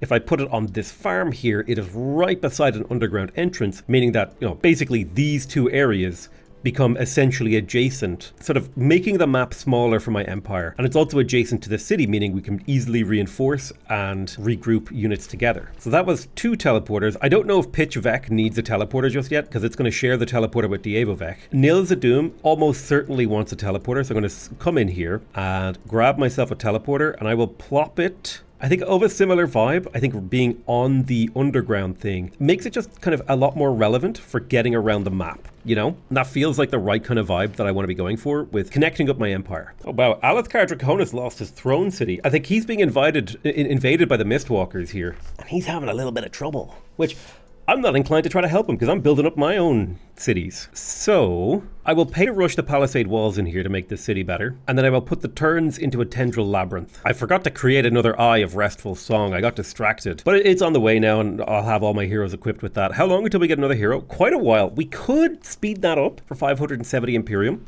Don't know if we need to. So where do we go from here? Let's have a little bit of a look around. Yeah, we should probably come down here and clear these ashen ruins. So I'm going to take these 2 army stacks. I will try to build a road over here so that we can get down there in a reasonable amount of time. And we'll head through here to see if we can't clear this Sanctuary of Light and claim this piece. We've claimed an awful lot of the underground, or not the underground, sorry, the void, the ceaseless void. Oh, where does this connect to? Interesting. Now, my empire does not have a whole lot of control underground. Literally, my only presence underground is like the small little haunted hall connection that I have from Nilzadum. But my sovereign is basically done with this sector of the void. So where would he come up? He would come up over here in Gneisen. Well, who am I going to go to war with next? That's the real question. So if I were to declare a justified war, it would be pretty fine. I think I could take them on. I think it would be kind of neat if my sovereign popped up out from the Umbral Abyss over here and did a whole lot of nastiness to them. So I'll cast my Dark Knowledge Ritual real quick to get myself a little bit of science. It's really not that much science anymore. But what I am going to do is the Umbral Incursion spell. I'll get that casting, plus the Golden Horde. I'll cast both in preparation of a war. Let's quickly kill this stack. They're going to try to run away. I could take a Dark Warrior. I think I'm just going to attack, kill, take my boons and be done with it. Let's go underground with our Wisp army so we can... Do I clear the Altar of the Ancients first? This guy did only just evolve. So I reckon it's fine if we go down. I will bolster my troops, do the auto combat, and then I'm going to retry it myself to see if I can avoid losing anything. It costs like 500 mana to take this. So I don't have a whole lot of mana in the bank to play with. And so the best thing that I can do might be to summon tentacles that I can kind of slap the enemy with as I slowly advance. Yeah, let me get you up to here. You'll fortify. I'll put you here so that you both can bait the attacks. I'll move some wisps carefully around so as not to get them into overlapping AoEs, and we'll kind of see what the enemy does. So he bolstered his resistance, he teleported. Right, a little bit of disease. That's fine. This fighter came forward. I'm going to play a tentacle right here. As per, boom, boom, boom. So we've killed one of the supporting units. Summon Undead is an option. How far range is Spur to Action? Spur to Action is 4 range. So I could blast this guy 3 times with my Magma Spirit. Then I can do a Spur to Action on him to reload him and fire again. Then I can take my hero, summon an Undead. I'll step forward 2 tiles with you and then bam, bam. I'll step forward with my Corrupt Soul to hit twice, but not maybe not quite yet. So I'm just out of his range. I'm going to play it pretty safe here since they're about to spawn a unit. Oh my god, a Lost Wizard spawned? Are you kidding me? Good god. Okay, that's crazy. I'm going to spawn another tentacle right here, and I'll bonk this guy in the back. I will drop an AoE Flame Strike. It's the only way to hit all of them. Well, I could keep my Corrupted Soul a little bit healthier. So there's the AoE Flame Strike. I will step my Wisp forward 2 tiles and zap this guy. Okay. This Wisp will kill him. Then I will Flame Strike again. I'll have my Wisp step 1 tile to the right and zap zap. Perfect. We don't want to use Dark Ritual just yet, but I think I can get this kill. Perfect. He has Steadfast, cannot die. That's annoying. But my Corrupt Soul can do a lot of work on this Lost Wizard. He is flanked. Okay, I'm expecting to potentially lose a unit here. That's a lot of damage on him. Yeah, that's to be expected, honestly. But here's the big move. I kill this guy. Bang. And then I do the Dark Ritual on this tile. It gets me 2 of these little decaying zombies. I'll step you forward. We'll shoot this Lost Wizard. I'll step this Wisp forward. We'll shoot this Lost Wizard. We can spawn a tentacle right here who will slap that wizard around. Boom. Now we got a dead wizard on our hands. And he's in a zone of control. This wizard's in a zone of control, meaning he can't. We need to be careful about being in range of 2 wizards. How much damage could you do? Oh, we need to get that weakened on you. Next turn, I can revive my fire spirit. Oh boy, they got a reinforcement. It was just a wisp this time. It wasn't a whole ass tier 5 lost wizard. Or was it? It looks like it might have been a whole ass tier 5 lost wizard that spawned. Listen, it's fine. Your job now is to resurrect that magma spirit who can take a shot, weakening, doing all the bad things. Who are we killing? The Mage Bane kind of needs to die. I think this lost wizard on the right here is the most vulnerable target, as we can sunder his resistance down. I'll run my decaying zombie up to hit this wizard to force him to have to either phase or move or do something, right? To use an ability to get the hell out of there. Now I could step you forward a tile. What I'm going to do is I'm going to step my magma spirit to here, and then I'm going to use burning retreat or explosive phase to get him over here. Boom. And that will set them on fire. And now he's in range to kind of shoot a little misfortune bolt. RNG will win the day here. Yeah, they're blasting me. It for sure hurts. Oh, the teleport flank on these lost wizards is crazy. Okay, well, we can kill a lost wizard. Akri the Keeper should get the kill. Right, boom. That got me 10 mana. If I can get another kill, like on this guy, that would be big, because that would bring down the cost of casting spells, which would let me get a tentacle. Unfortunately, I don't have another revive. Arcane Restoration. I could Arcane Supercharge one of my wisps and just absolutely annihilate one of these guys. I think that's what I'm going to do. Bang, bang, bang. He just took so much damage. You step this way and go into defense mode. Make you a low value target. Oh shoot, a serpent spawned. Dude, the number of lost wizards that spawned this like on this map is crazy. You're basically going to solo this guy, which is perfect. I want to spawn a tentacle right here because that's going to be annoying for them to deal with. I'll slap the wisps. Boom. Those wisps are now basically useless. I'll move my hero over here to get the kill on the lost wizard. Amazing. What's next? Astral Wisp kill would be great if we could get it. I'm going to try to keep my magma spirit alive. Ooh, he can't teleport out. Okay. Well, whatever. The magma spirit had a good run, so we'll get this kill. Now I want to get weaken on this lost wizard if I can, but I can't, so I'm just going to triple shot this guy to weaken him, decay him, misfortune him, all that stuff. Jesus, this was a hell of a battle. My god, like tactically just extremely difficult because there were so many different moving pieces, and the respawning and the summoning of enemies and the this, that, the other. I'm going to run my hero over here because he's going to get a flanking shot on this guy, which will cause him to astral refuge. So what is our next priority? It would be good if we could kill the wizard. I'm completely out of mana. I'll ignite this guy to bring his health down, and then I can kill him. Perfect. I'll move my Astral Wisp 2 tiles to get a flanked zap on this kid. All right, I think we're looking pretty okay. They're going to have a hard time getting a kill now because he's just completely obliterated. But that should be all of the mainline enemy units killed. And so I lost my 2 magma spirits. Honestly, these wisps carried hard. So that was a tough battle. I can get the Paladin's Winged Helmet. I can loot it for gold. Ooh, I can get it for Imperium. Imperium is hard to get, so I will take that Imperium. I do need to like immediately start casting something else. I'm going to cancel this Golden Horde cast because it took so much mana, and that would refill a little bit. They head back up to the surface. I don't know how I spent all that mana, but you know, I think it was going into these places. Now, if I were to can I do an Umbral Incursion? I must declare war on them before being able to target them with this spell. I'd like to see them maybe implement like a surprise attack mechanic where like you can cast a spell as the opener to the war. It would be an interesting way to do things. Nilzadum can annex another province. I think we want to get the Forgotten Shrine. Now, the Forgotten Shrine is +2 knowledge per research post and 25 mana per turn. So we'll grab that in here. That's going to be another 5 beautiful Imperium. We don't have a governor for Aima Vec, so I'll add Sin Sinra in there. One of my heroes leveled up. It was Akri the Keeper. I do think Manifest Tentacle is like a pretty damn good spell, especially because it has a cooldown, so you can cast it multiple times. So I'll give Akri the Manifest Tentacle ability. I'm going to take Teleportation Mastery to make my empire, the whole map smaller for me. I do like the idea of extra research and knowledge from research posts and conduits. I'm going to take Exalted by Shadow, so my heroes level up faster, because I like that as an ability. It's really, really cool. I've got 2 Pyromancers that I'm going to send over to Dievo Vec to join this sort of strike stack that I'm building here. There's going to be one of my late game strong powerful armies. This is just kind of an undead stack that I think it should have pretty good auto combat. So I'll just send it around the world to kill stuff and earn rewards and get experience and level these units up. For now, though, I think it would be good if we popped you back in here to get a little bit more healing. So we're in the process of clearing down here. Looks like we got some void stones, all that stuff. Let's head this way. Now we got void stones we got to clear, so we'll auto combat that away. There's not really much protecting it, so that shouldn't be a problem. I will dismiss those units. Then we're going to go for the actual void stones that we will clear. Boom. Hopefully an easy fight. Okay, we lost a little bit too much for me to accept that, so I'm going to fight this manually. Now do keep in mind a lot of these units are fresh in the sense that they don't have much combat experience. Conjuring tentacles is quite cheap, and so I will conjure a tentacle behind this support unit because that's a great way to annoy them. I'm going to take off Gilding Blast because I don't use it very often.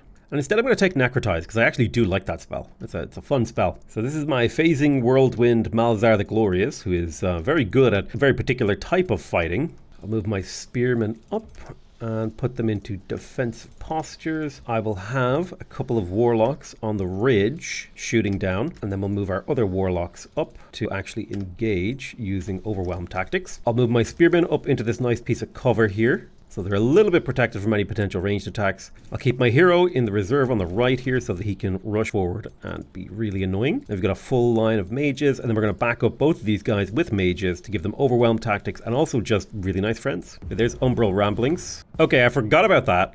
That's bad. That's a bad thing to forget about. This could cascade really badly for me. The fact that I forgot about Umbral Ramblings. Basically, all of my units just went insane. Yeah, now they're killing each other. All right, cool.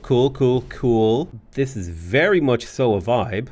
I'm gonna go ahead and just restart this because I forgot about that. No big deal. Just, you know, I forgot about the insanity thing. It's totally fine. We're going to do basically the same opening moves, but we're just not going to have our units stand beside each other. That's going to be how we change it, because the cascade of insanity is a little much, you know? I would prefer to have a cascade of sanity. That'd be nice. You know, the closer units stand together, the more sane they become.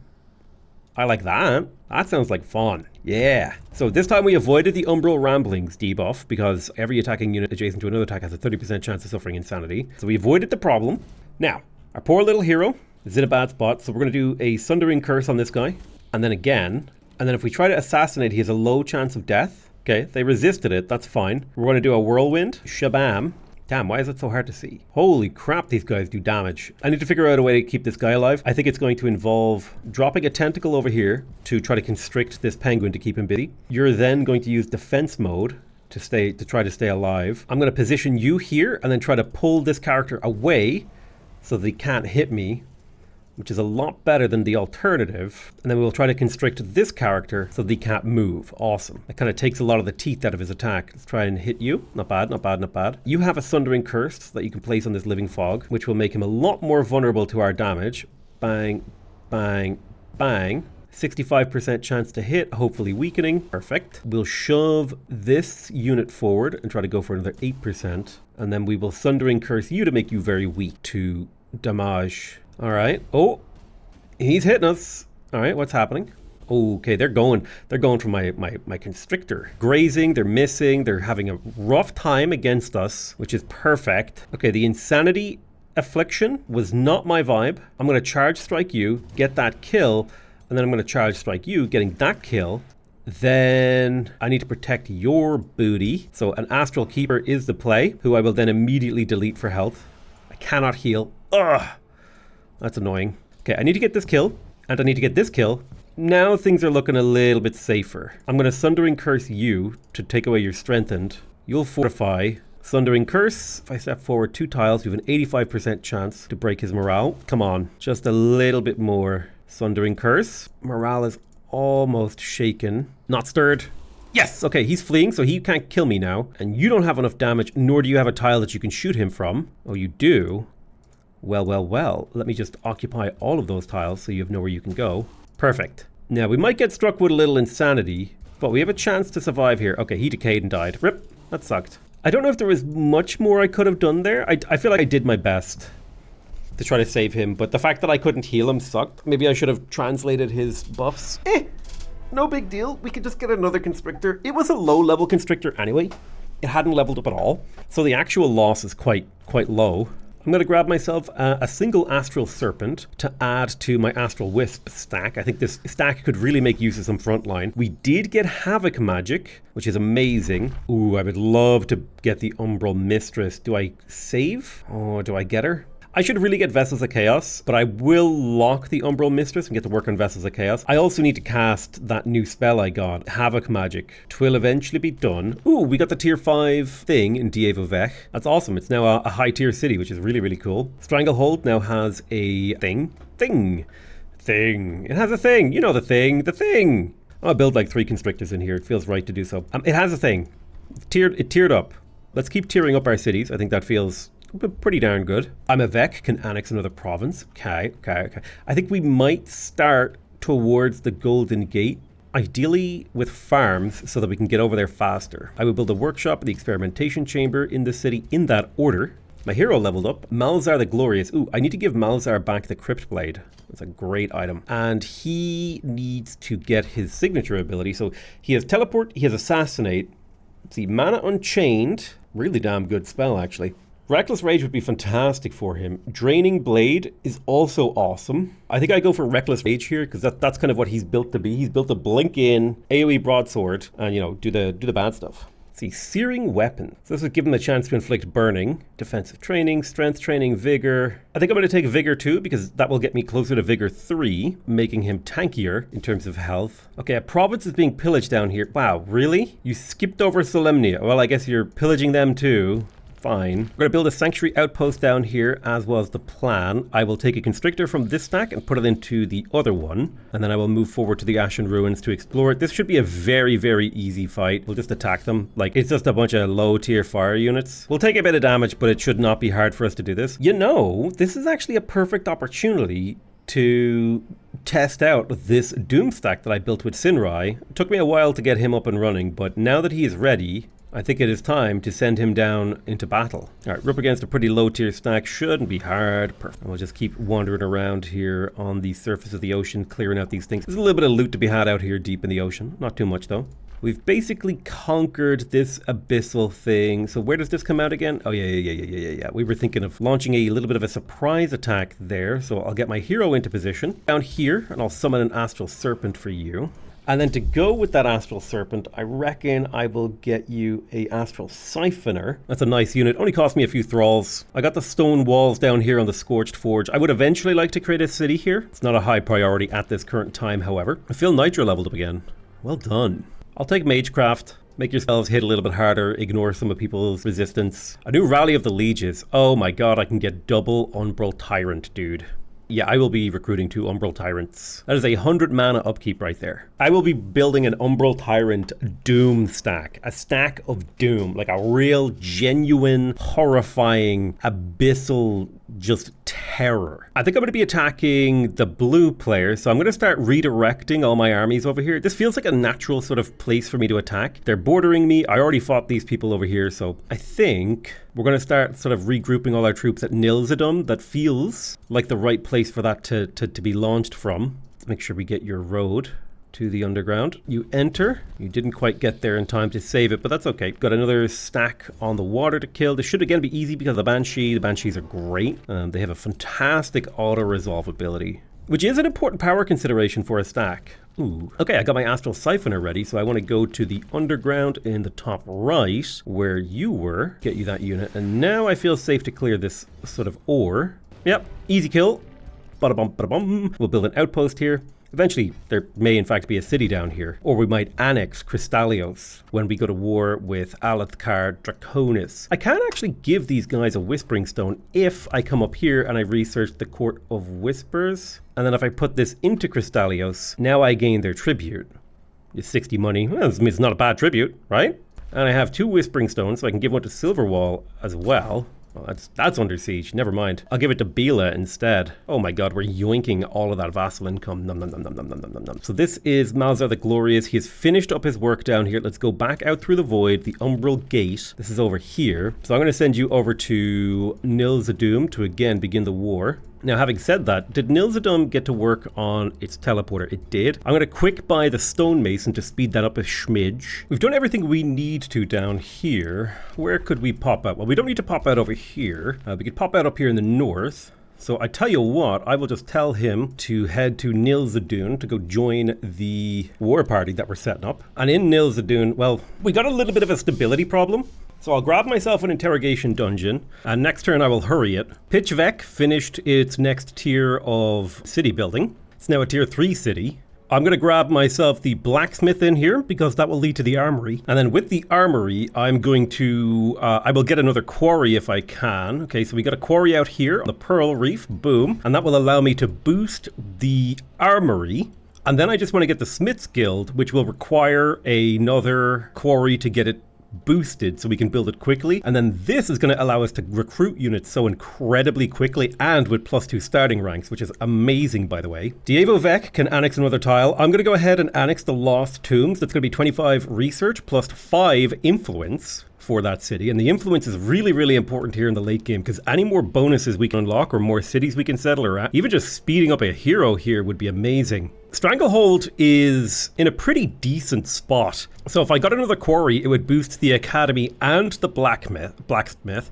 If I got another forester, it would boost the granary, allowing me to speed up this city's growth. I like the idea of putting a forester next to the ritual pyre, which might allow us to get the ogre's keep a little bit quicker. The other option is to switch the Scorched Forge to Stranglehold, which would get the city a nice boost to its draft, and then this outpost down here could be deleted as it's no longer necessary. So I think that's what we're going to do. We're going to transfer it. We'll destroy the outpost next turn. Akri the Keeper has leveled up once again. He was a support hero who is now slowly learning to be better in other ways. I am going to grab Resistance 1 to make him more defensible against spells and effects. We got another Umbral Dwelling under our belt. The settlement of Kish now belongs to us. We're getting a nice boost of mana, gold, and research there. So Nilzadum are upset that I have neglected them. I can round up the rioters and execute them. That's an evil action. Or I could just use some thralls. Yeah, I'll give them some thralls. That's fine. I'm going to boost the interrogation dungeon. And I will queue up the ritual mausoleum and put it to the front because we want the population stability from that. I've got a lot of movement to confirm with my units. So we're just sending everybody over to Nilzadum as was planned. I will send this army to attack this Marauder Guard because I actually want to see how they perform in combat. Now, I imagine the auto combat's going to look pretty darn good, but I actually want to retry and fight this in person so I can kind of learn how to play with these units because I've never really gotten to use this kind of Dark Knight situation. These are new units to me. I've used them a little bit, but nothing too crazy. Something I could do, can't do Arcane Supercharge on anyone because none of my units are magical origin. A cheap spell could be Baneful Curse, just like hit them up with like a little bit of weakness. So they take a little bit more damage, they don't do as much damage. Now, we absolutely want to be the ones who are initiating the combat. So we're going to move up to just out of their range. I'll get my 2 Pyromancers in position to drop the absolute bomb on these guys, and now we're in position to completely shred next turn if they advance. They are going to do the Umbral Drain ability, but hopefully they will group up in a way that will make my my job quite a bit easier with my Pyromancers. And it looks like they did it for me. So if I were to push forward with one of my guys right now, oh wow, this bird's positioning is immaculate.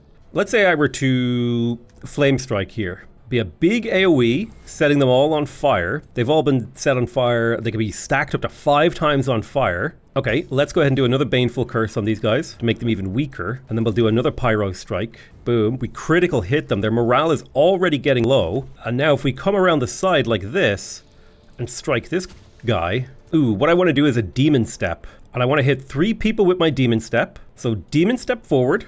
Boom. If I recall correctly, Sinrai does have killing momentum, so he'll get an action point if I can secure a kill. Now, we could Windblade. He can consume Chaos, and he can Reckless Rage. I'm going to Reckless Rage with him. Can he get a kill? He could get this kill and then Whirlwind. I'll get the kill. Consume Chaos would basically kill the adjacent enemy. I'm going to sweep around the edge to hit this archer in the back, and then I'm going to do Whirlwind with my hero, and then I'm going to charge forward to get this kill. Bam.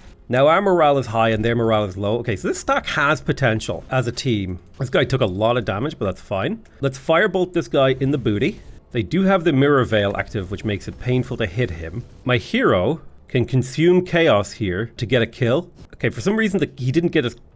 Oh, he did actually, sorry, and then we'll kill there. Yeah, perfect, okay. So this stack has a lot of potential for completely overrunning a battlefield. Now, we took a decent amount of damage, so I'll have to figure out a way to make sure my Dark Knights don't take quite as much damage, but they all earned like 5 experience. My hero earned 15 experience, by the way, which is crazy amounts. But yeah, that was a really, really fun battle. I'm gonna repair this improvement, and we're not quite ready to declare the war yet, are we? No, we're not, because I had a spell that I wanted to cast. Vessels of Chaos, that's it. Ooh, I got 2 more Umbral Lords. Now, they're getting expensive in terms of unit upkeep, but man, look at these guys. 2 Umbral Lords are just crazy powerful. Okay, do I want the Umbral Mistress, who can do rack, or do I want the Chaos Eater? I think the Umbral Mistress is a new unit, so I'm going to try her out. Kind of a more interesting proposition to me is to try out the new unit. I'll also build a Sanctuary expansion down here in the Sanctuary Outpost. We built a Blacksmith in Pitch Vec, which means we're working on the Armory. It's all coming together beautifully. The Golden Gate counts as a mine, so I will grab myself a farm, as that will boost the Experimentation Chamber. More importantly, it boosts the Stonemason in here, and I'll get that Stonemason up to the top of the queue so the village can build faster. Dievo Vec isn't ready to build anything just yet. I could build the apex of the Wizard Tower. It'll give me +5 Imperium income. It'll make me be able to see further with my city. Is there a way to tell what the vision range of a city is? Like, is that in the stats somewhere? Like, city information? Like, yeah, I think that's something, it's something that would be really, really nice is if I was clicking on the city, it would be good to know that this city can see 100 tiles, right? This city can see this radius, and I just, maybe it's in here somewhere, but I just don't actually see it, and that would be nice if it was in there. But like I was saying, we're going to build the Wizard Tower Apex because it'll give us the extra Imperium, it'll give us vision range, it'll also allow us to recruit tier 1 and tier 2 magical origin units with +1 starting rank, and it will unlock the summoning of tier 4 and tier 5 units. So for all those reasons, I think it's the way forward. We built another Eye of Restful Song. Let's go to our hero screens and we'll inspect them one by one. So you have one, you have one, you do not have one, so you can have an Eye of Restful Song. Perfect. Malzar the Glorious has an eye, and Akri the Keeper does not have an eye. So I'm going to go ahead and get started with the Eye of Restful Song because I like that it heals my units faster. The Undead stack is still exploring the water, getting us some nice experience. 4 experience for you, 12 for you. Perfect. Knight for the Cleric leveled up once again. Shadow Heroes level up like insanely quick. It's kind of an interesting side effect of playing Shadow. Ooh, okay. So Phil Nitra has leveled up. Ooh, I do like the idea of starting with an Astral Wisp familiar. We've also got Sundering Curse, the Mark of Misfortune, Magecraft, Fire Evoker. I think I'm going to go for the Wisp familiar. Freely summoned units are always amazing value. It's very hard to cram more than 6 units per tile into a battle, right? And so anything that allows you to summon units, that's why unit summons are so powerful, right? Because they give you actions and the enemy has to use actions to get rid of them. It's like that double whammy is really, really powerful. I'm not going to found a city down here in the Altar of Ancients, but I will build a work camp so we can claim the Altar of Ancients. Nil Zidum is ready to annex another province. I'm going to hurry the Ritual Mausoleum to bring the happiness in here up. I'm also going to go ahead and get started on the Tendril Labyrinth because we need to bring the city stability up because it's getting a lot of stability from the recent events. And so it's going to go down a lot in the not too distant future. So we need to push it sort of a little bit higher. So pumping money into that city will be helpful. Rex has returned. A bounty has been posted. I will decline the bounty. I'm being falsely denounced, which usually means he's getting ready to declare war. And speaking of declare war, the second we have Vessels of Chaos, I think that's when we declare the war. So I'll move my units to the border and then end my turn. And I think the Stacks of Doom will pour into Chirona Whisper Friends base. One thing I would like to see the game perhaps think about implementing is some kind of progressive difficulty where, like, if I am winning the game, right, like let's say I'm crushing Chirona Whisper Friend, like every time I eliminate a player, all other players get 5% health, 5% damage, 5% damage resistance, right? Like, this is like a, you know, like I'm becoming the late game crisis, so they start like trying to band together to hold me off, you know? In particular, if they share affinities. So I can get a huge draft buff in Diego Vec. I don't really necessarily need that. So we're preparing to face the Toll of Mists. I'm going to muster right away. I'm going to pop into Nilzadum. I'm going to switch on the teleporter. I'm going to rush the teleporter. I regret you being here now. I'm going to trespass on her domain to get my sovereign back to where they need to be. So now we can use this teleporter to get back to Diego Vec because the bad guys are coming. They're coming. We're about to face the horror from the mists. So I'm going to move some troops over here to protect Diego Vec, and then I'm going to use this opportunity to make some pyromancers. Now what I like is that when we step through a teleporter, we actually get half our movement back, which makes sort of Astral Affinity one of the most mobile factions in the game. Because watch, right, we go through the teleporter, boom, the unit's movement speed is refreshed. It's an incredibly powerful ability to reposition ourselves across the map. Now we're still clearing out some of this water stuff. They're gonna leave just for roleplay reasons. I want a bunch of coastal water units, you know? I think it'd be fun. Pulling all my troops back to Diego Vec. We finished researching the Umbral Mistress. One more research and we get to the next thing. Dominating a magic origin unit could be really useful. Arcane Bond, awesome. Now, we could go for the Tome of the Eternal Lord if we wanted to. Keep in mind, you can only take one tier 5 tome. So let's have a look here. There's a combat enchantment. Each turn, all enemies will take 15 frost damage, have a chance of becoming blind, which lowers their ability to retaliate, and weakened. Okay, then we have Raise Undead Army, which we could just print an undead army out of nowhere. And then we have True Death Magic, which gives all of our magic units the Curse of the Reaper, which gives non-enemy hero units a 60% chance of dying and turning into a decaying zombie or just taking 45 damage. And it's a short range ability, but man, is that spooky. It also gives us our heroes the ability to take the Eternal One bonus, which basically turns them into liches. Like, they're unstoppable because they just keep reviving every 2 turns. Then we've got Battlefield Reanimation. All friendly undead units come back to life with 50% of their total hit points. Non-undead corpses come back to life as decaying zombies. Cannot be used in water battles. I think if we're going to go for the Tome of the Eternal Lord, we would have needed to have gone for like the Tome of Souls and the Tome of the Great Transformation and the Tome of the Reaper to kind of play a little bit more on the undeath side of things. Not all of my units are undead, so I just don't see a reason to go for this. I think far more useful to me might be getting something like the Tome of Souls to be able to use Soul Overflow, which uses souls to fuel it instead of mana, because I've been having trouble with my mana stuff, and also Corrupt Souls are pretty good fighter units. Yeah, I'm gonna go for the Tome of Souls because I want to be able to reanimate bone horrors. Yeah.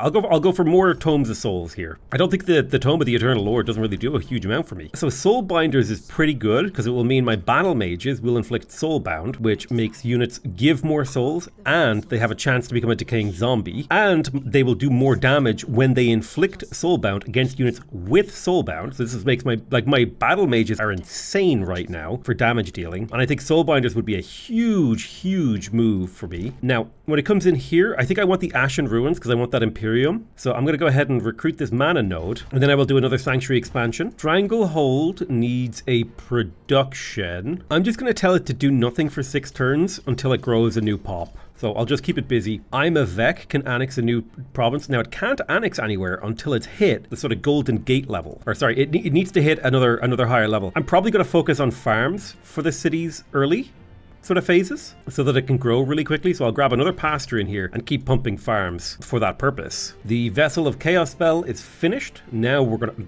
like, my faction is starting to become outrageous. In particularly my tier 2 warlocks are like disgusting. So Phil Nitra, I'm gonna give you Blink because Blink is a great spell. And now the Toll of Seasons comes for us. For whom the bell tolls, and it is us the bell tolls for. I'm gonna do a shadow check. It's a 100% chance that we will block the Captivating Mists ability that will make us lose population. So I'm going to block that. Boom, we were successful. I do think it would be kind of fun if there was, well, not fun, but it would make the game kind of interesting if there was always a 5% chance of failure. But Diego Vec is under siege. I'm going to do the... Oh, did I never get the ritual that allows me to speed up my armies? I never got the quickening ritual. That was a bit of a mistake on my part. So instead, I will unlock Forced March to get closer to the teleporter. I will tap Forced March. Now this will mean these units can't be healed, but we'll get to the teleporter. We will teleport to our capital because I want my sovereign in this battle if he can be. I'm going to bring over the Umbral Lords. I will take out my 2 sort of constrictors and put the Umbral Lords into this stack. I'm going to step this hero back a tile, and then we'll take this Giga 1600 stack and see what we can do in a fight. This is probably going to be the biggest battle I've had since the game started. Okay, in Nilzadum, I'm going to upgrade this city, and I will grab a second quarry just to keep building it up. All right, let's take these Umbral Lords into battle and see how they play. I am not going to be auto-combating this, and we do have the summoning well, so this is going to be a crazy, crazy fun battle because Umbral Lords get more terrifying the more of them you have. Allow me to explain. An Umbral Lord does 10% more damage with his ranged attack for every friendly unit that has a Tyrant mark. Each Umbral Lord can apply a Tyrant's mark every turn. So if I apply a Tyrant mark to this guy, okay, that's a free action, and I run him forward, I can detonate him to do damage to this enemy. Now that is sick. I'm going to cast Cause Despair on this big stack of people here. They resisted, but they took a little bit of morale penalties. Now, with another Lord, I will cast another Tyrant's Mark, and forward you shall run. I would like to point out there is no cooldown on this Tyrant's Assault ability. I can do it every single turn. Give this guy a haste, so he gets Tyrant's Mark and a little haste. We rush him forward to here, and using the Tyrant, we cast the Tyrant's Assault, I believe it is. Yeah, Tyrant's Assault. Boom. Big damage, decaying, and now there's umbral taint on the ground everywhere. With my Lost Wizard, I am going to tap the Forbidden Tome. That has given me the Astral Rift spell.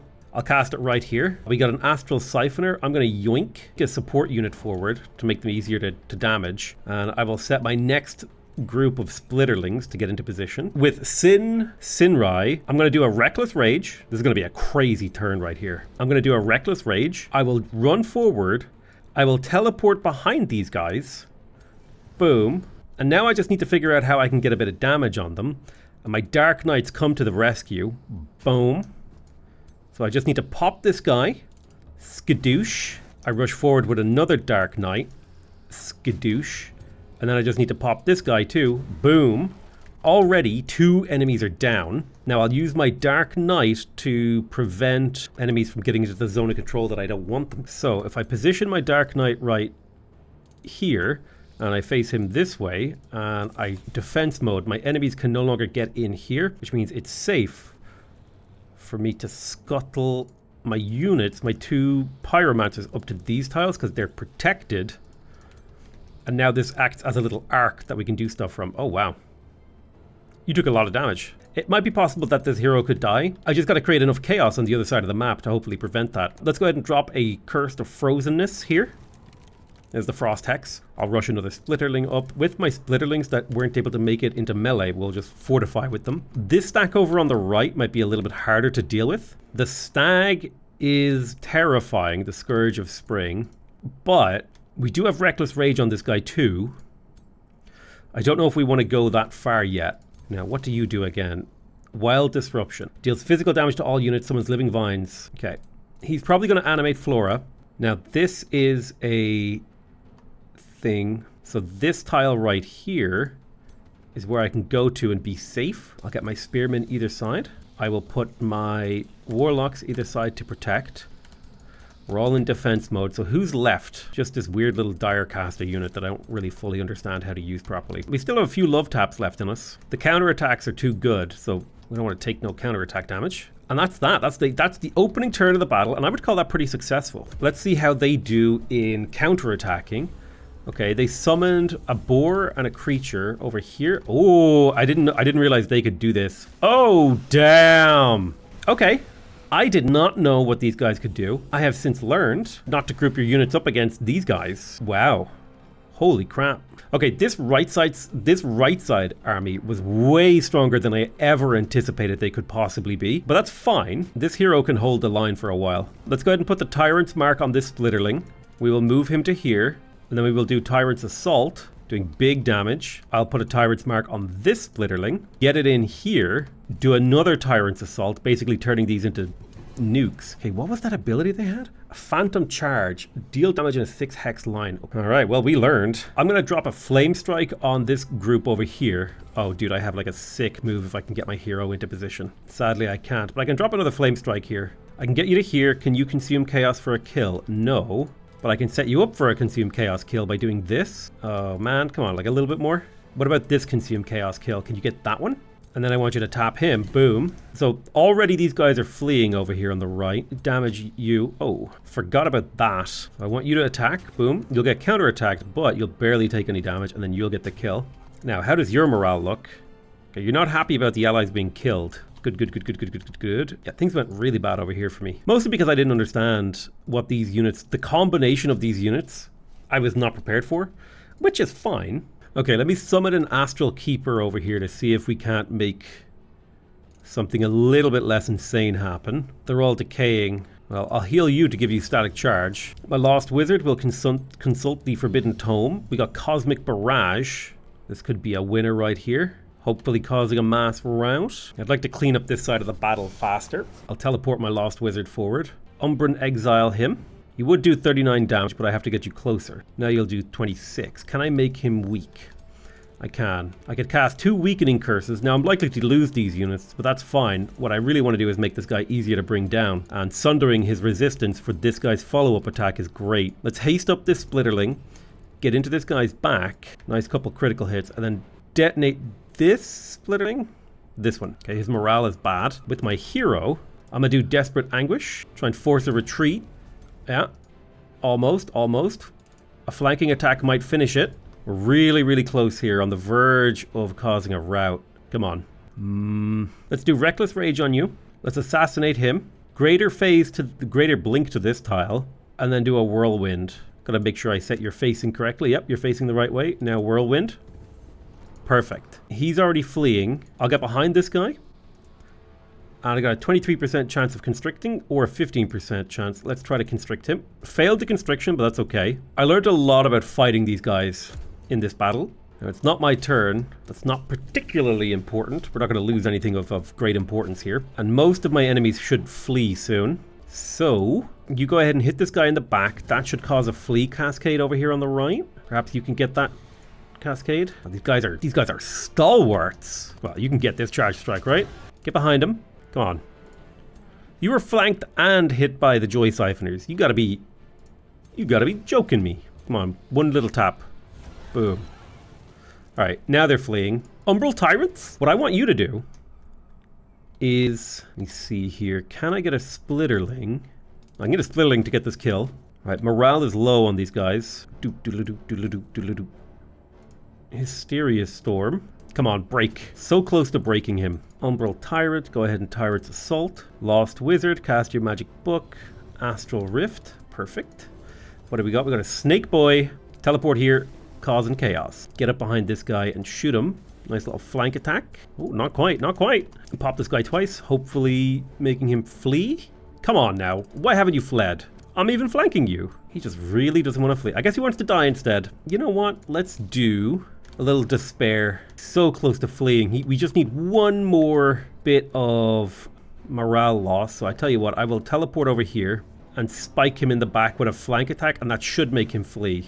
He was flanked and crit. He won't run. He won't run. I don't know. I don't get it. Run, Forest. Get the hell out of here. I love that that is actually a kind of appropriate in this circumstance because they're literally like frost creatures, or sorry, forest creatures, not frost creatures. Yeah, they just won't quit. They want to stay. They want to fight. Well, they dominated my mind. Oh wow, I didn't know they could do that. That's a cool spell. Okay, these Nightmare Stag things are making me think of a movie that I won't say the name of because it'll ruin the movie. But if you know the movie, you know what I'm talking about. So what is this? Captive Glamour. Dominated until... Oh. End of combat. Okay, this guy's fleeing, so we don't care about him. We care about this guy because he's not fleeing. He's being annoying. Splitterling can finish off you. Whatever was over here is fleeing. Hopefully we could just finish this up with a little backstab. A little stab at the back. God damn, these Scourge of Springs, pretty damn terrifying. It's scary units. Umbral Tyrants will come forward to blast. Boom. Oh, a graze? You gotta be grazing me, bro. I need you to glaze, not graze. Come on now. So we took some pretty hefty losses there, mainly because I didn't know how good the Scourge of Spring was, and they AoE'd me down when I wasn't really ready for it. But that was a good learning experience. I'm not gonna raise any dead. Let's all make haste. We're gonna go down the Fey Fissure. Now, these guys are exhausted. Who will be my champion that goes into the depths? It's got to be my leader. It's got to be my dude, right? It's got to be him. He's got to go down, and he's got to use his tyrants to kill them. I would love a tier 5 unit of some kind. Ooh, you know what I'm going to get? I think I might get a Chaos Eater. Maybe. We'll see. I feel like I did kind of witness the power of the Umbral Tyrant, but not really that, like... It didn't wow me that much, you know. Pitch Vec has built the armory. I want to get the Smith's Guild, which means I need another quarry. I'll pop a quarry in there, because that'll allow me to build the Smith's Guild boosted. And that's going to be +5 draft and food per forester. Now, the other option was to go for the seafaring type city. But I've decided to go for the Smith's Guild because I want to make a lot of units. Nizardoom built the Tendril Labyrinth, which I am A-OK with. And I'm a Vec, built the Stone Mason. I'll grab my 4th farm in I'm a Vec. Keep pumping up population in here, as is our goal. Sin Rai leveled up, basically immediately from that battle. I definitely think resistance is a great, like, easy pickup for a hero. It gives him a little bit of magic resistance, a little bit of status resistance. Malzar the Glorious also leveled up.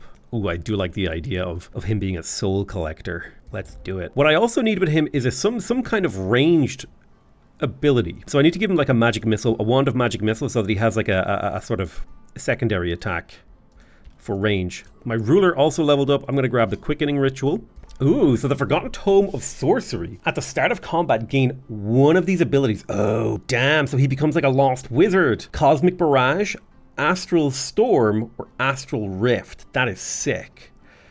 The Tome of Forgotten Arcfire Typhoon. In a 2-hex... Oh, Tome of Blessings. At the start of combat, gain one of these abilities. Renew.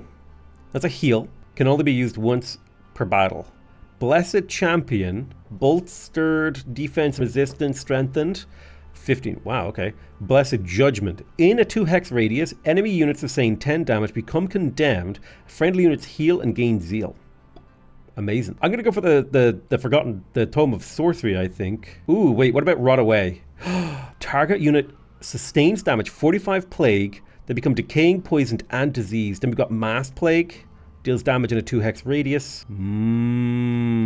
Debilitation. Enemy units in a 1-hex radius get... Yeah, this one feels like it actually suits my faction pretty well. So I'm going to take that one. Decaying, poisoned, diseased, plague...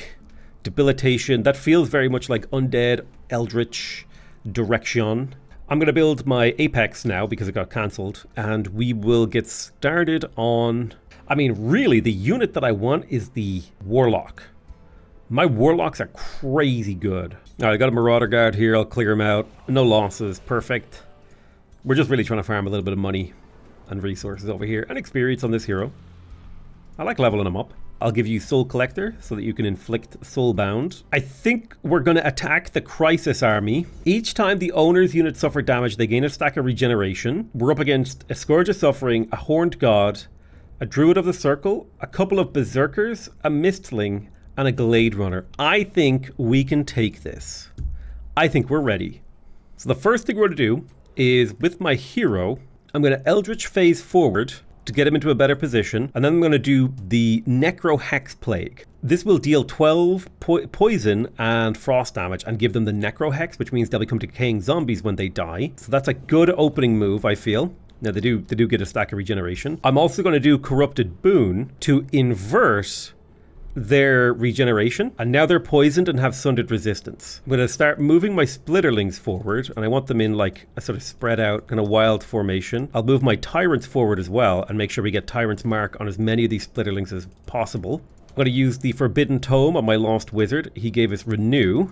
Unfortunately, I have nobody who's hurt enough to make use of that, so it's not really much use to me. And now we'll let the enemy take their turn. Ooh, that was a nice double hit on my Umbral Titan and my Lord. Okay, they killed one of my marked units, so my Umbral Titans have a little bit less going on for them, but I can get a Splitterling into the most awesome position possible.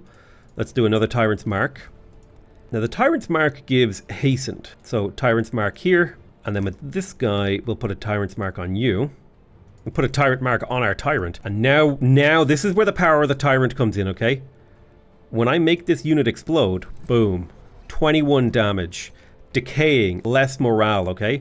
And again, boom, 21 damage, minus morale. And again, boom, 21 damage, minus morale. The AOE potential here is crazy. I'm going to do a mass plague with my hero, so they're diseased to all hell. We'll sweep you up in a round, give them a little strike on the booty. Get you up in here, strike them. Get you up here and fortify in front of the Berserker. Move you up, move you up. Let me move you up to here, and I'll cause a little bit of chaos. Umbran Exile on you. Let me use my Forbidden Tome on my Lost Wizard. What is this? Ooh, a Cosmic Barrage. Amazing. So if I position it just right, I can hit a lot of enemies. I'm willing to kill one of my Splitterlings. Oh, because he'll come back as a decaying zombie. Ha ha ha! Yes. Now, I think a Tentacle right here might not sound like an amazing move, but it will do a little bit of damage. It'll flank him, and every flank hit does a small little bit, just a little bit of morale, increasing their fumble chance, making them weaker. So let's see what they decide to do. All right, nice. It's not a bad move. Ooh, hopefully I can keep my hero alive. It would suck if my hero died. He's getting hurt. Oh, that was weird. Like, ran up to hit me and then teleported. A little funky. So wait, what's going on with this Mistling? Yeah, my hero's hurt like hell. I think we can kill this Scourge of Spring easy. Easy Katka, easy Klapka. I'm going to Cosmic Bolt this guy. Now, there's a chance that we miss, but that's not important. What is important is my Umbral Tyrant puts a mark on the other Umbral Tyrant. And then I put an Umbral Tyrant mark on this guy. And then I put an Umbral Tyrant mark on this guy. And then I detonate... Which unit is it that I need to detonate? This one. Boom.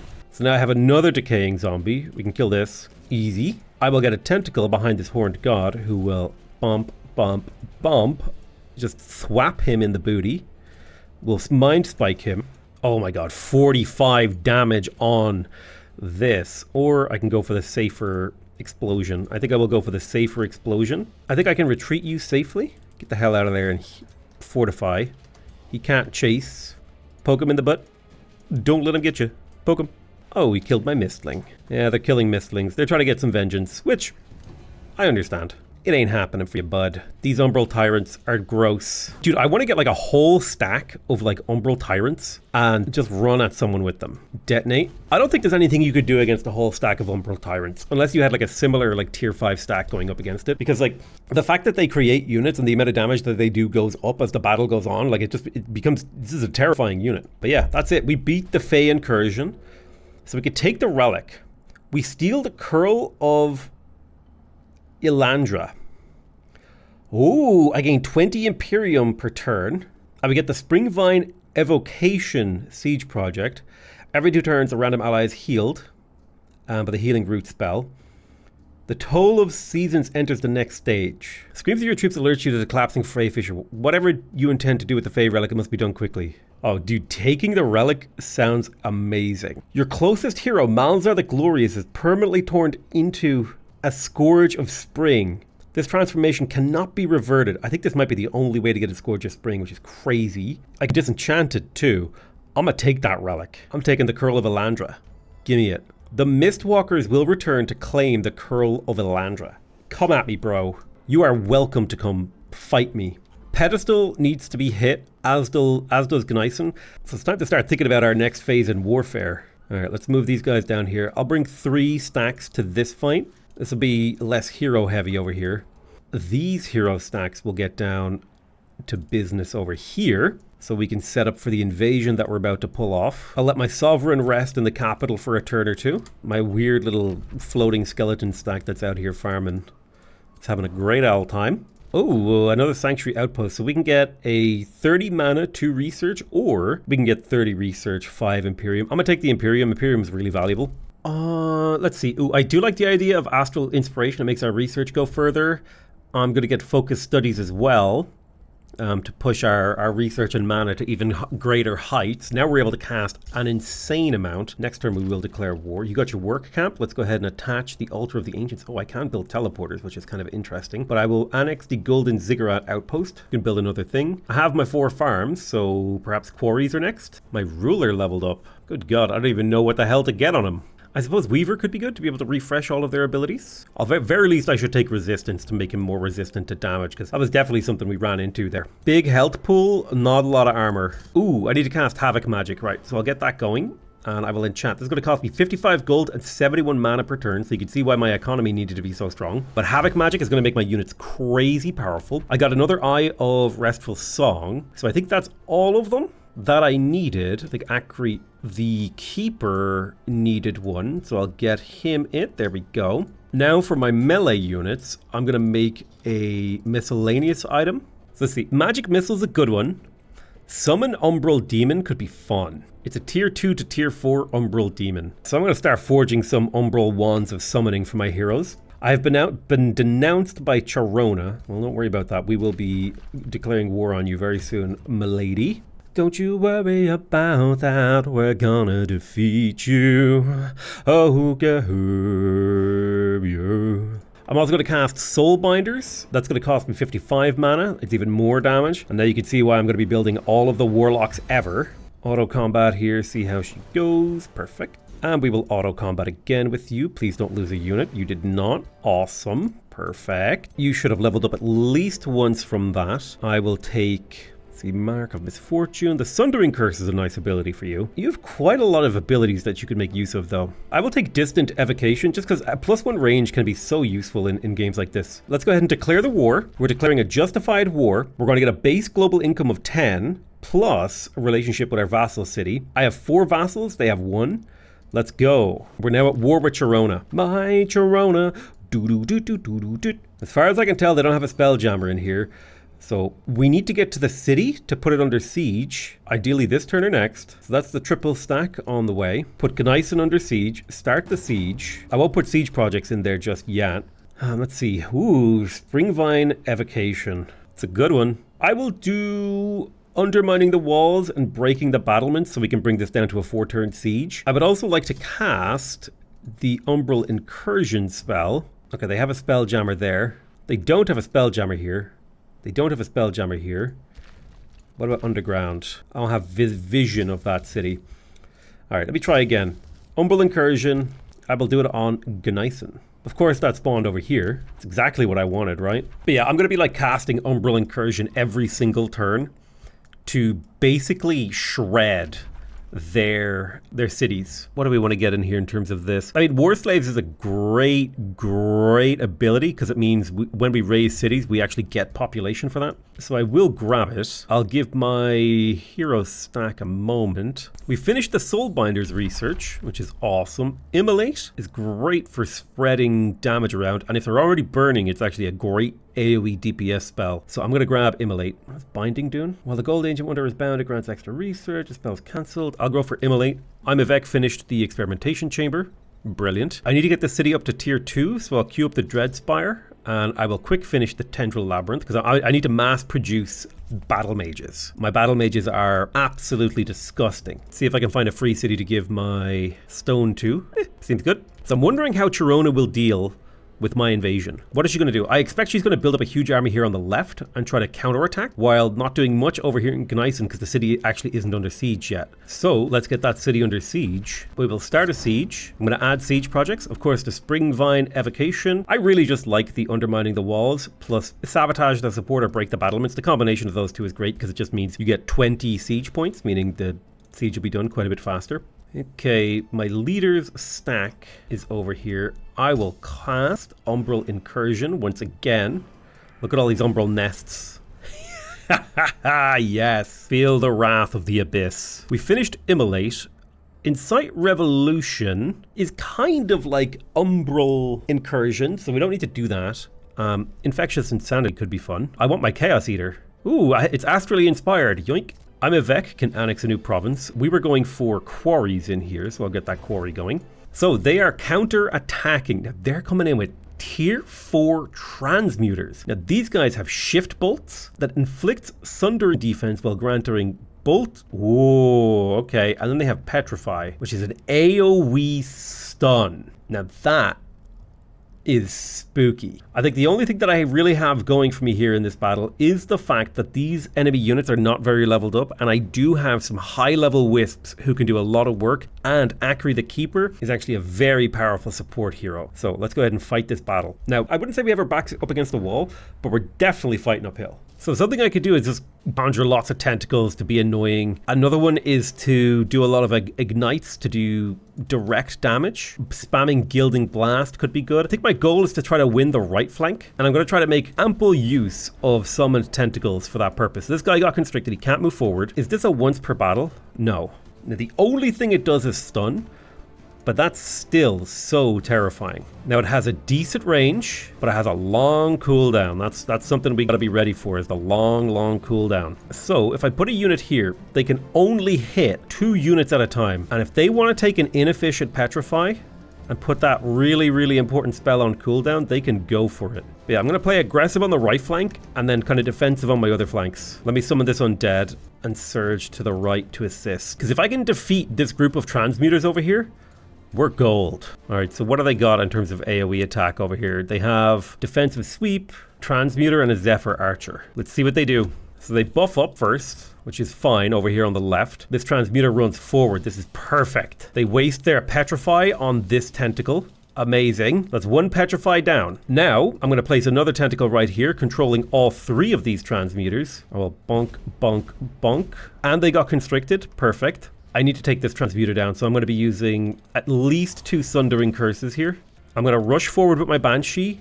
Ooh, no, it might be too soon to go forward with the Banshee. Okay, but this transmuter is ready to die, basically. So I'll move 2 Night Guards forward, and if they poke her twice each, she should die. Completely obliterating them. So that's 1 transmuter down. So 1 transmuter's Petrify is on cooldown. We killed 1 before they could use it. Random negative status effect is perfect. Let's rush forward. Night Guard will fortify. Can you grip him? Oh, yes. Constrict. Yes. Okay, they're in the zone of control. So now they will not get to use their Petrify this turn unless they waste one on a single constrictor. Amazing. Now I can be a little bit more aggressive with my hero. I'll push my hero forward. I'll Lightning Blast you. And I will come forward with my Astral Serpent and my Wisp. Negative effects, perfect. Heal, or fortify rather, not heal. Okay, so if they were charging, they're not going to be able to do a whole lot. They could hit both of these guys with a Petrify. So I'm just going to do this and move 1 slightly to the right. Defense mode with both. And now they can't get through to my Frost Warlocks. And they can only ever hit 2 people with a stun. Never more. Okay, big Frostfire detonation. That hurts. Yep. Big damage there, that's okay. Ooh, big damage there. Zephyr attack. We're getting a little bit of damage in, right? They're hurting us. Zap their own units. Perfect. So I'm gonna tap Arcane Restoration to bring all my magic units back to health. Now over here, we got some work to do. So let's have a look at you. You have way too much bolstered resistance. Let's constrict this person again. Perfect. Oh, that's an Astral Wisp. That's not what I want to do. I wanted to take my Astral Serpent to here. And can I phase blink? No. Shattering Refuge right here. Now this guy has a lot of defense. So we absolutely need to Sundering Curse him at least twice. And it's going to have to be 3 times. Poke him twice. Boom. And a boom. If we shoot him with you. Bam, bam, bam.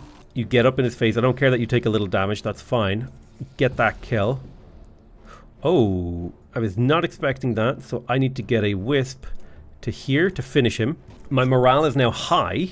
My hero will be able to manifest a tentacle. But what I want to do instead is fire with you. Boom, boom, boom. And then I will do a spur to action. And then fire again because the level of damage that you can do with these guys is outrageous. And then a single blop with my hero. Bloop. Enemy morale has dipped a little bit lower. The transmuters need to die. So let's try and get another constriction here.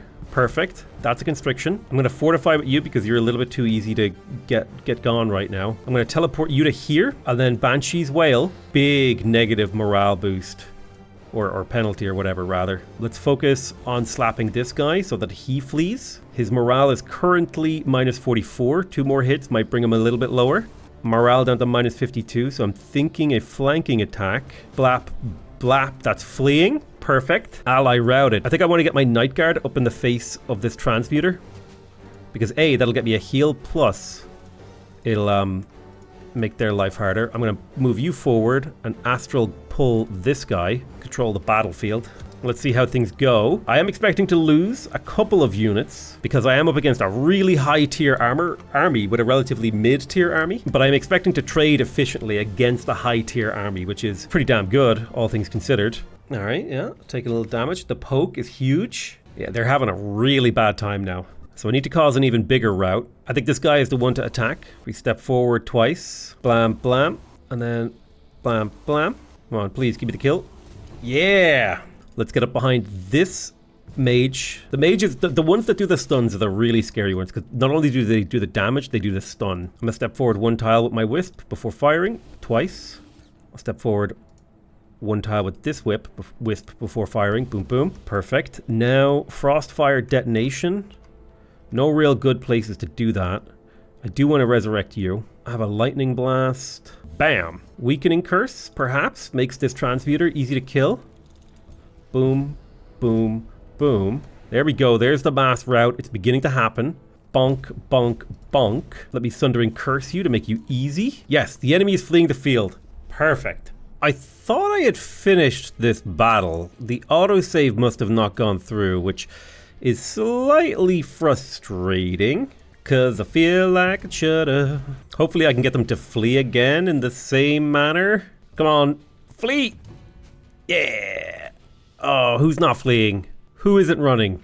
Oh, this guy over here. Oh yeah, he should be easy to deal with because he doesn't have like a very strong morale. All right, there we go. The enemies have fled the field. Now, in Dievo Vec, I am going to grab myself the Throne of Insidious Whispers. That'll give me plus 15 mana income, as well as some casting points on the world map. I was kind of chain casting Umbral Incursion on Gneissen from what I remember, because I find that to be hilarious and fun. But that was a battle for Pedestal where they sallied out to fight us. In Dievo Vec, I'm going to move my leader stack forward, and I will get myself a few more warlocks. Stranglehold has nothing it can really afford to produce, so I'll just produce merchandise for another couple turns. I need to get this army back inside my territory so we can heal up a little bit quicker, and then otherwise, we're holding the fortress of Gneissen under siege. We got the wizard tower at Apex, which is nice, and Nizadum built the stronghold. I could use another quarry in here. Let me check the underground. Nothing we get down to the underground, really. Although there's some sort of yellow shenanigans going on down there. They're being attacked by the yellow player. Well, the yellow player is being attacked. I don't know which, honestly. Yeah, we'll build a little quarry here. That'll boost that along. We got the blacksmith going. We'll get the armory next. A hero leveled up. Looks like Akri the Keeper has reached level what? Level 11. That's really nice.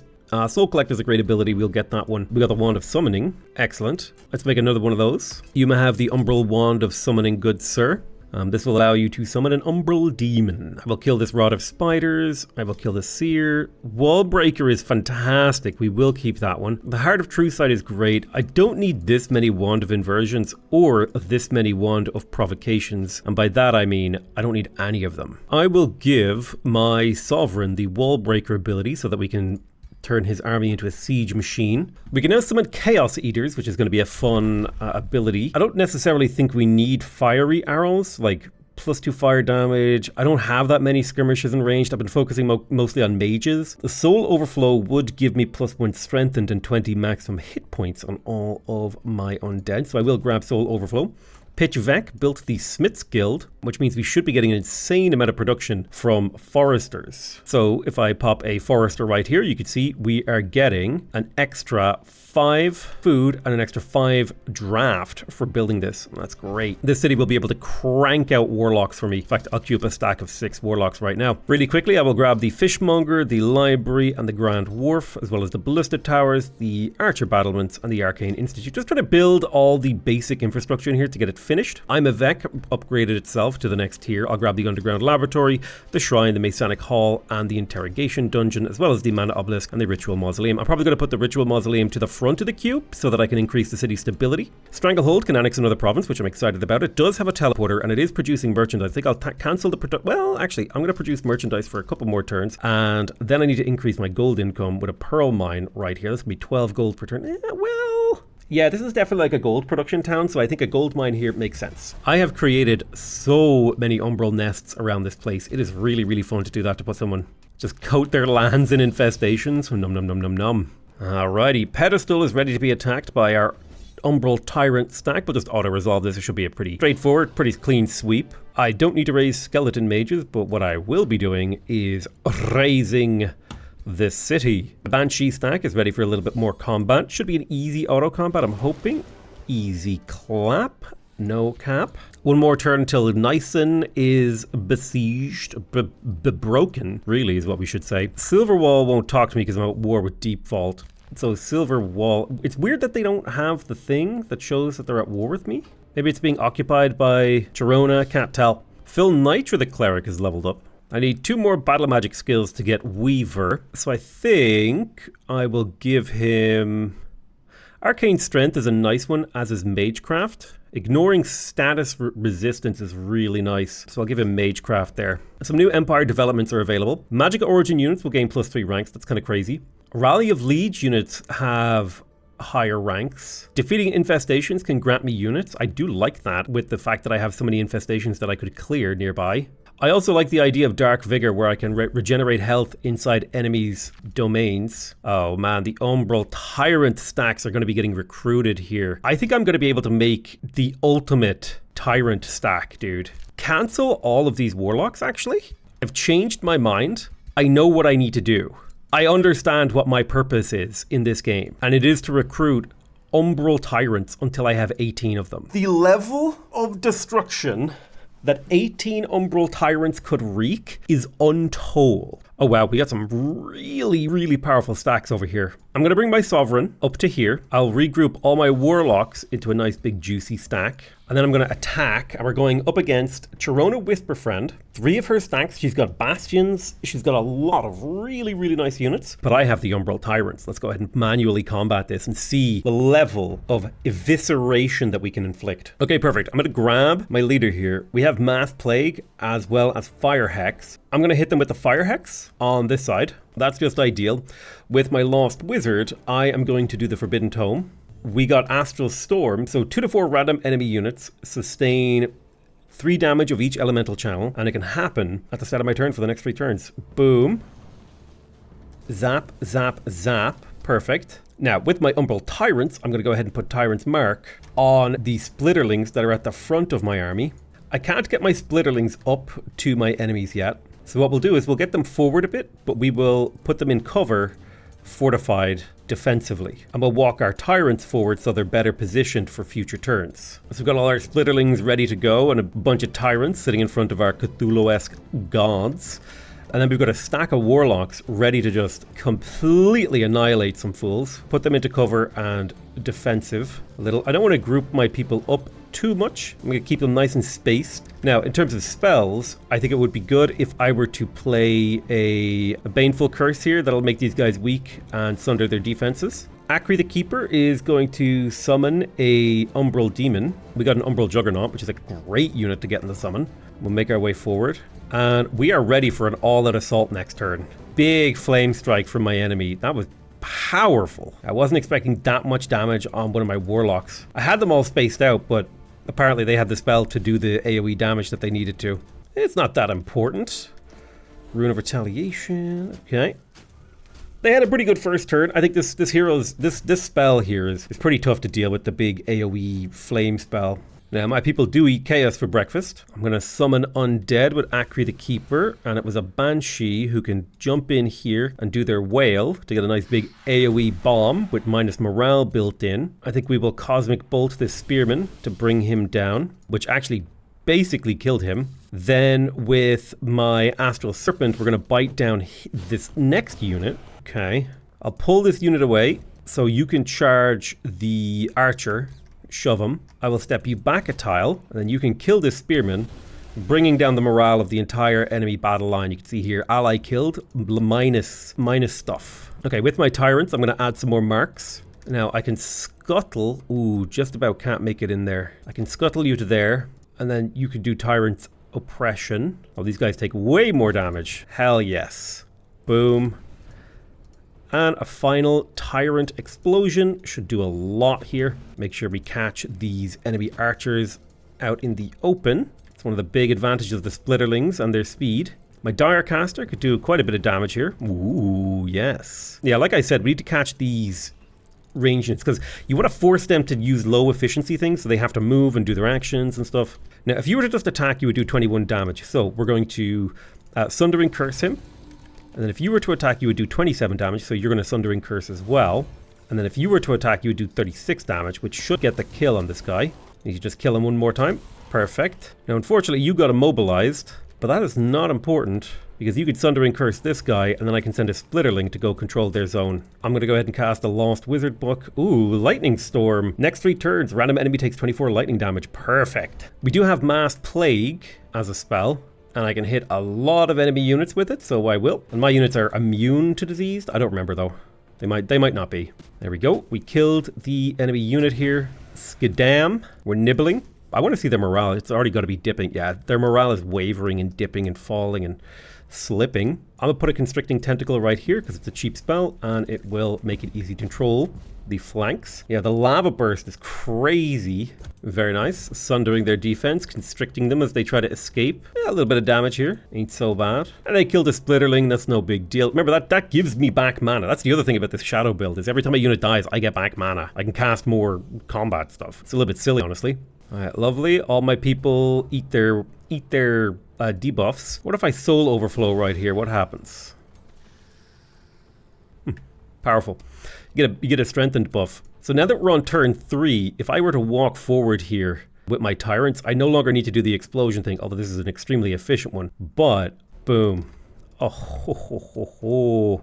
Let's keep getting those Tyrants marks. Every Tyrant mark we do increases the damage of the Umbral Oppression. Big splash here. Lovely. Go ahead and get that kill for me, little Splitterling. I've got another kill here that I need you to get to.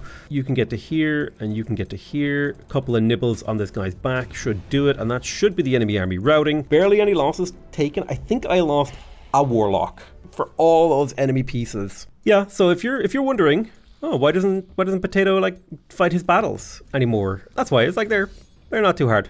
Like I'm gonna auto resolve this, and I should win pretty handily.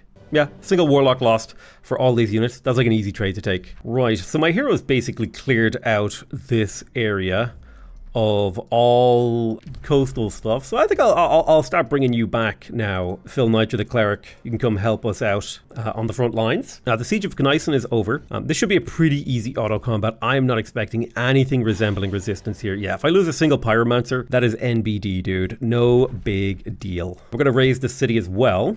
I'm going to pick a new tome. There's not a lot of tomes here that actually hold a lot of value for me. I could go for the Tome of the Eternal Lord just for the sake of it, so that I can get the Death Magic spell, as they'll probably make my auto-resolve really, really powerful. So I will lock in the Raise Undead army. Oh, what is this? Ooh. Withering Mist. Each turn for 3 turns, all enemies take 15 damage. Raise Undead army is inspired. I'm going to lock in Withering Mist. Actually, I changed my mind. Those things are all awesome. Age of Shadow. I got a thing that said Age of Shadow, but I don't know what that was. I didn't read it.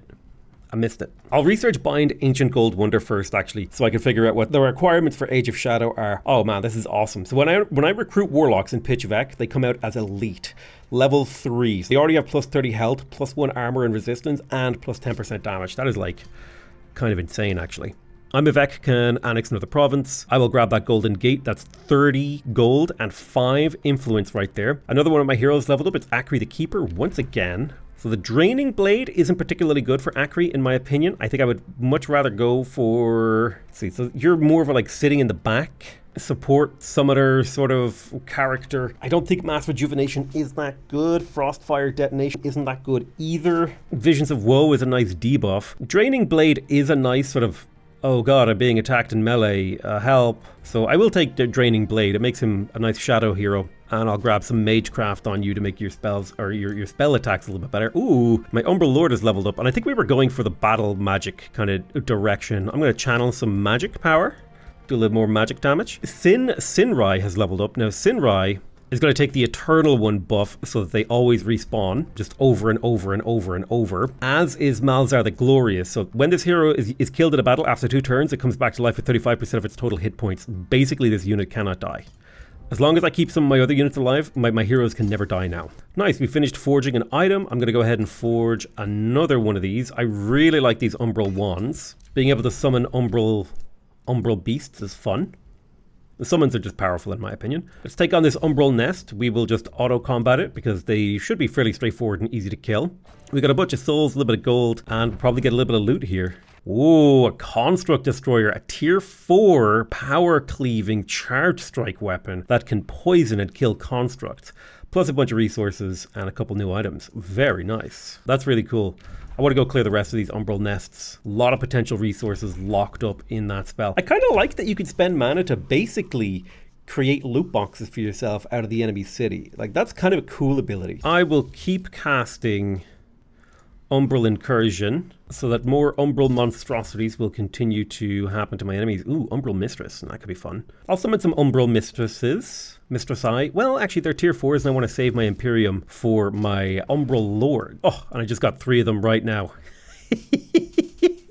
I can make an entire Umbral Lord stack, dude. Oh, no. It's over for the AI. Alethkar Draconis. They want I'm a Vec? No thanks. I'm not going to give you one of my cities because you asked for it. So we're getting an unexpected offer from the Miststalkers, so I can give it back. And the Mistwalkers will direct their future invasions towards Alethkar Draconis, or I can choose who, or they will attack me with all their might. Attack me, bro. Do not care. So they're doing a final assault against me. I'm looking forward to it to see what they can actually pull off. Somehow I am not worried. Go figure. Diego Vec built the whisper thing that gives me casting points. The next rally is 8 turns away, so we probably don't need to have money for a while. I am going to go for the Shadow Bolstering Matrix, as this will buff my shadow buff and healing spells will give a stack of evasion, which makes it harder to target. And then it'll also get me the Shadow Amplifier Lens, which will increase the damage that my shadow spells do, and the debuff will increase status vulnerability. So I'll get the Shadow Bolstering Matrix and the Shadow Amplifier Lens. Those are going to be very, very expensive, but they make my spells better. Nilzadum can annex another province. Unfortunately, I think my gold mine has been slaughtered, so we'll just keep getting foresters, all that jazz. Oh, hello. Little umbral incursion in here, my good friend. We have the option to get tireless marchers, which will make forced march more attractive for us to use. Don't necessarily know if that matters to us. I think I'll hold on to my Imperium for now. A city has fallen. Let's have a look. We can bind the undead. We can get a Banshee, 2 skeleton polearms, and a bone horror. We can gain some city stability and 2 population. Recruitment and knowledge, or I get a shadow crisis. I will open the gates. Hell yes. The undead are welcome in Diego Vec. Thank you for the 2 pop. In order to build the Mages Guild boosted, I need another quarry, so I'll pop a little dredger quarry here, and then I'll pop into Diego Vec and build the Mages Guild. That'll be worth 40 mana per turn. It's a good city to build it in. Then I will grab myself another mine right here on that gold vein, making the money happen. Wait, perhaps I should build the Scholars Guild instead. I could get a lot of research posts, you know. I do think the best one is the Armory, like just hands down. So I guess I'll build a Forester in there, get better recruiting going. Kneisen will break next turn, so I'm almost ready to advance out of there. And that's a beautiful sight to see, a full stack of Umbral Lords. Although I do have a question, are they cheaper to maintain? They are significantly cheaper to maintain if I have a leader in charge. Save like 50 mana per turn. Considering each of these Umbral Tyrants takes, I can't even remember the base amount, but it's some outrageous amount. It's like 60 mana or something. Hold on. Oh, it doesn't show. I do wish you could cancel the Dismantling of Ruins. I didn't mean to actually dismantle that one. Kind of misclicked there. Oh well. Ripperino, Papacino Cappuccino. We can now bind gold ancient wonders to our empire. That'll get us 50 research and potentially allow us to go for a magic victory. Let me go ahead and start casting bind gold ancient wonders so we can start binding these blighted trees and stuff to us. Pitchvec is continuing to build, and we will continue to get the mangrove forest. Nilzadum built an armory. I would like to build the Smith's Guild, but it requires another forester, which will also require another quarry. I'll get the forester for now. Also, it would be good if I got the altar of marching gloom, so I'll start replacing some of these farms with that. The Doom Depth Trench would be awesome to grab as well. Otherwise, I will leave this city as it is. Oh, we get another Umbral Wand of Summoning. Item Forge. I will make another one. She cast Earth Shatter on me. Reform and flatten moraines. Cool. I should totally be spending my influence, my Imperium on increasing my hero cap. Let's have a look at who's ready to be recruited. We've got a trainer here. Ooh, I like that. Seductive, beloved, an aggressive tactician. Ooh, I like that. I like aggressive tactician. Ambusher is kind of unique. Astral adept, cunning, word breaker. Ooh, unstable and provisioner. Provisioner could be useful. Yeah, Dargoth the bowstring, you are gonna be my guy. I will recruit you. Now, Dargoth, go ahead and take the Corruptor of the Assassin, which is a tier 4 primary weapon that will turn killed enemies into splitterlings. You also have Assassin Strike, which deals extra damage to hero units. Kind of interesting. I'm going to confirm that equipment. Then I'm going to reset your skills. Boom. I think Demon Step is always really nice for any kind of melee character. I'm going to take defense and fighting, and then defense and fighting. And then we're going to take martial expertise and defense 3. And we're going to confirm so that you have now that +4 armor and the plus 30% damage. So you're a little bit better built for actually getting up in people's faces. I'll give you a wand of umbral summoning as well to make you kind of have a fallback ability. Need to get you leveled up so you can start leading a stack for me. And this city has fallen. Amazing. We'll clear out this umbral nest that we created. No losses taken. Easy clear. Don't need to raise any skeletons. I will take free items. Hell yes. Not that I necessarily need them anymore because I'm at the level of Snowball where I'm unstoppable. I'm going to bind a gold ancient wonder on this blighted tree. That will allow me to get a step towards the magic victory. I'm going to cast I'm going to bind another gold ancient wonder. Go for the conquest and the magic victory all at the same time, you know. I'm the kind of guy who likes to go for multiple victories. I am not satisfied with just one, okay? That's why I'm dating all of your moms. Oh, yeah. All right, I will reanimate a insectoid tyrant city here that I will probably release as a vassal. Withering Mist has been boosted, so I shall research it. Oh, but I could get Age of Shadow. Channel the Age of Shadow to reach the magic victory. Tempting. I'll go for the Withering Mist first, because that's a really good one. Since Sinrai leveled up, I don't necessarily need Assassinate. I do like the idea of Draining Blade, although Assassinate could trigger a kill, which could get you Fortune from Grim Executioner, which I'm going to give you. I'll spend some mana to delay the Mistwalkers, so I can bring back an army here. I'll bring back my Umbral Lord stack, plus a stack of these, and a few units over there too. Looks like we got a potential battle coming up here. I'm hoping just for an easy auto-resolve so we can keep the momentum up. I'm loving this. Oh, we're going up against some mercenary pikemen. Should be a quick auto-combat, hopefully no losses. A single pyromancer. I will take that. All right, let's put Silverwall under siege. I will add some siege projects. I will naturally add Springvine, undermining the walls. Yeah. I want a one-turn siege this bad boy, if I can. Dievo Vec built the Shadow Bolstering Matrix, and it also, oh, believe it or not, it leveled up its population too. I will grab myself another Forester because I need that to build the Forestry Doodle. Get a nice Forester over here as well. Imavec built a Shrine. Pitchvec can build some new stuff. Okay, I don't exactly remember. I had to go back because the game did the thing where it reset the thingies. I forget how to explain it. The autosave was weird, is basically what happened. And I must not have manually saved. So I went back like a turn, I think. I don't remember exactly. So I'm going to release Nightwatch as a vassal. Let them claim a bunch of the land around here. And, well, the other option is I could increase my city cap and make it an actual city if I wanted to.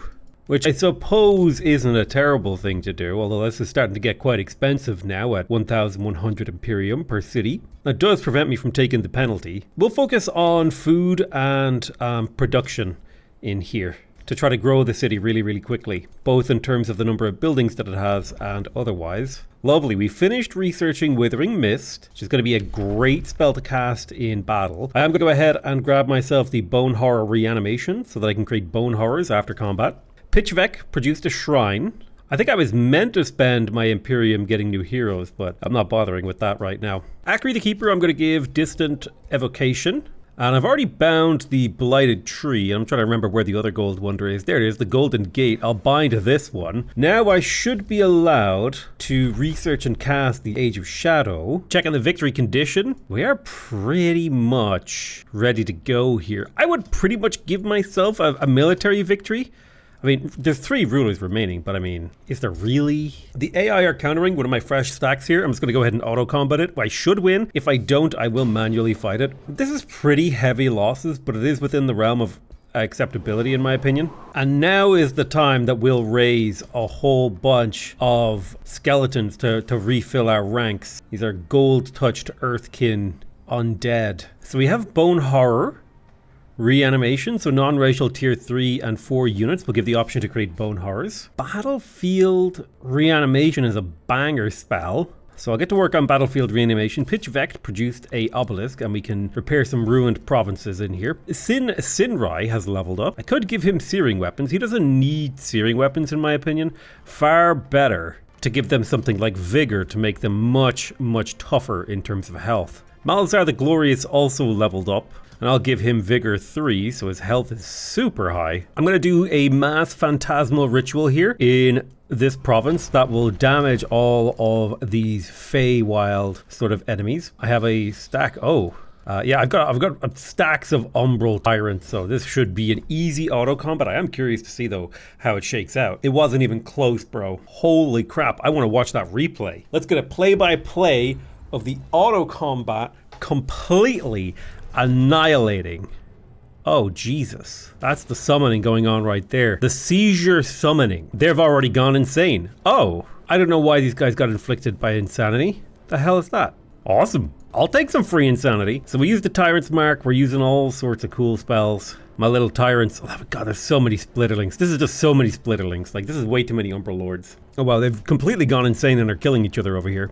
They're like doing damage to some of my units, but not even remotely efficiently. I mean, they've killed Splitterlings, but like, who cares? They're not the main damage unit, you know? Oh my God, all the strengthened in the world just went through there. At the start of each turn, all friendly units with Tyrant's Mark gain strengthened and 10 hit points. Oh, Jesus Christ. Okay, Tyrant stacking is overpowered. Okay, it's official. I understand now. Tyrant stacking is broken. My units are regenerating 10 health per Tyrant per turn. They have to take one of my units from full health to 0 or inflict disease, so they can, or is a plague or disease, whatever the skill is that prevents people from healing, to actually kill a unit. And then they have to kill one of the units that is not a summon. These Umbral Tyrants, dude, are actually busted when together. Like, they become insane. A Doom stack.